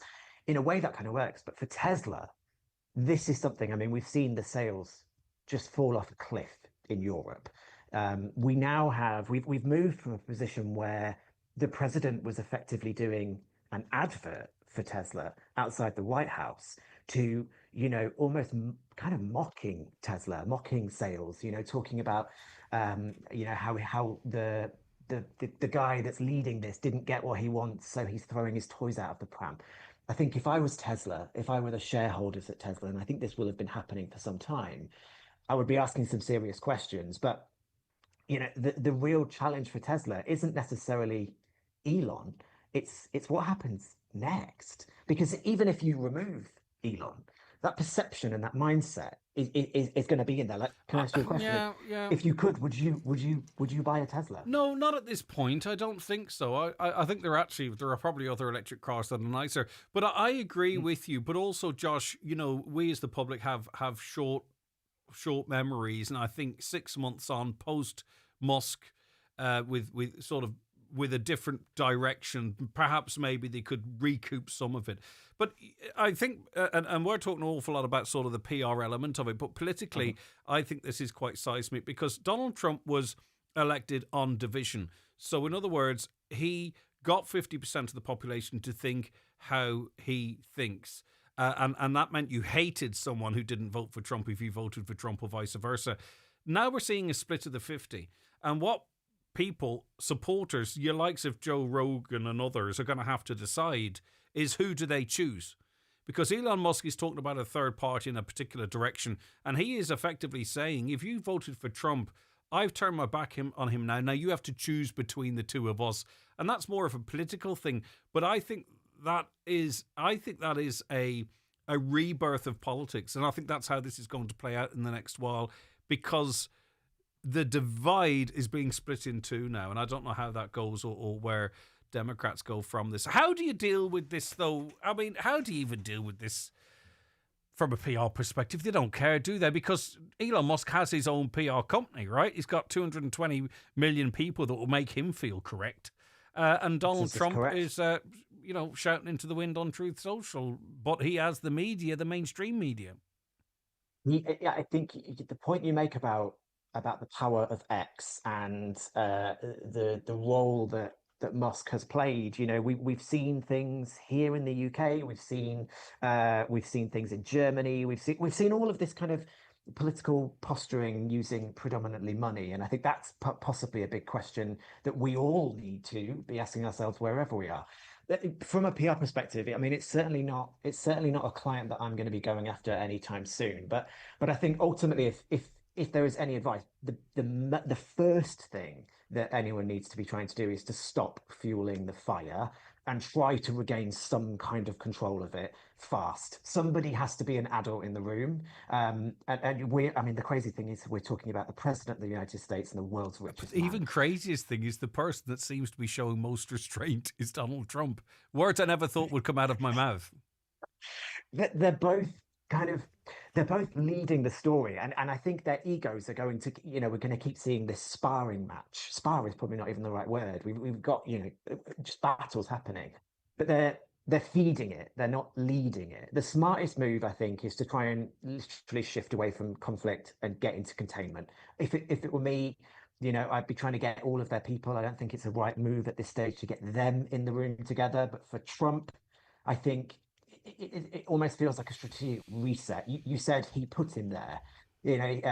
This is a big part of his election. People liked the kind of the sexy, cool, fun aspect, anarchic element of Musk into what is quite boring politics. Yeah. But I think Trump, in a bizarre way, now has to try and distance himself from that a little bit. I dare I say, statesman-like-esque. Yeah. Who knows? But you need something more presidential. And I agree with you, Josh. But the problem is how do you put the Epstein genie back in the bottle? To pull that one out, 3 or 4 tweets into the spat, it's very hard to undo that. Trump very easily could reconcile, but Elon Musk went all in. He used his Trump card right at the very beginning, and I don't know why he might, but he's going to find himself. It's very hard to walk that back, isn't it? Well, it is. It is very hard to walk that back, and I think again you are dealing with people's egos that are being rocked and shocked. We saw. I don't know if you saw the conference. I thought it was incredibly interesting. A journalist asked Trump a few days ago. This is how seismic everything is. A few days ago about the phrase taco, about him kind of turning away on policy, and his response was he was hurt. Oh, yeah. He was hurt by this, and that proves how kind of ridiculous things are. I think. When you think about the Epstein situation, there's kind of 2 things at play. One, Trump is going to obviously be personally affected by that. His own personal brand is affected by that. But on top of that, there is the notion and the move, and I think Musk even hinted at this, the Democrats will seek to kind of move towards things like impeachment, perhaps. The interesting thing is, I think, when you try to take a step back out of the politics and the sort of the reality TV-esque nonsense of this, is if you take a look at social media and you take a look at these kind of exposés, when I woke up this morning and saw those tweets, I've seen those tweets before, and I feel like a lot of people have seen those tweets before. There is this new difference of this feeling like a new thing, but actually on social media, this has been there an awful lot, as well as Musk having replies with him and Ghislaine Maxwell Exactly. together. But also too, Josh, I must go, but also what's interesting is in talking about PR, I think Elon Musk brought up that to sort of tap into the 4chan, Pizzagate, Trump stuff. He knew what he was doing. Yes. All right, brilliant stuff. Thanks so much for your time. Josh Wheeler, PR expert with that B Broadcast.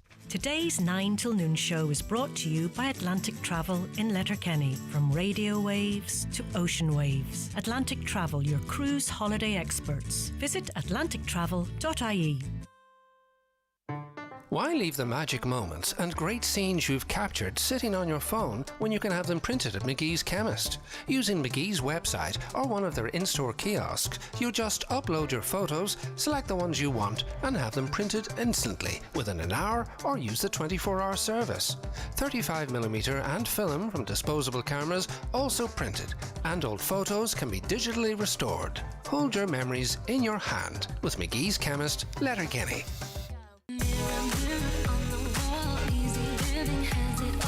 Summer is sizzling, and so is the Easy Living Furniture Summer Sale, which has just been extended for a limited time only. Don't miss out on the sale of the season at Easy Living Furniture, Crescent Link Retail Park, Derry, or shop online at easylivingfurniture.co.uk. Mirror, mirror on the wall, Easy Living has it all. Easy Living Furniture, luxury furnishings, affordable luxury. Tá costas tógaí HRT agus tálaí dáilte clúdathe inis ag rialtas na héireann ag gach céim den bhenapás. Ní léon is cháiletheachta i gceist leis achas gá idir sa bheith agat, agus a bheith cláirithe scéimí cíochta drogaí an HSE. Le haghaidh tuile eolais, teag chuig gov.ie/HRT nó leabhar le do chochtúir tailig. Teachtracht ó rialtas na héireann. Téirmí agus cinealacha i bhaim, níl costas cuairte dochtúra clúdathe féisio, fáile gógaslanna round fórtacha. Need rapid care for a minor injury or fracture? Why wait when you can be seen today at Kingsbridge Northwest Minor Injuries and Fracture Clinic? See a GP with A&E experience and avail of further scans and surgery with highly trained nurses, radiologists and orthopaedic surgeons on site. Available Monday through to Saturday in Ballykelly for Leia insured and self-paying patients. Visit kingsbridgegpclinic.com today for further information. Highland Radio weather updates with McElhenny's. Find all your summer essentials from fashion and accessories to beauty and homeware at McElhenny's. Explore more in-store or shop online at mcelhennys.com today. Okay, have to dash. My apologies, I mistimed the ads. Increasingly cloudy this afternoon with showers becoming widespread and some turning heavy. Temperatures 12 to 17 degrees.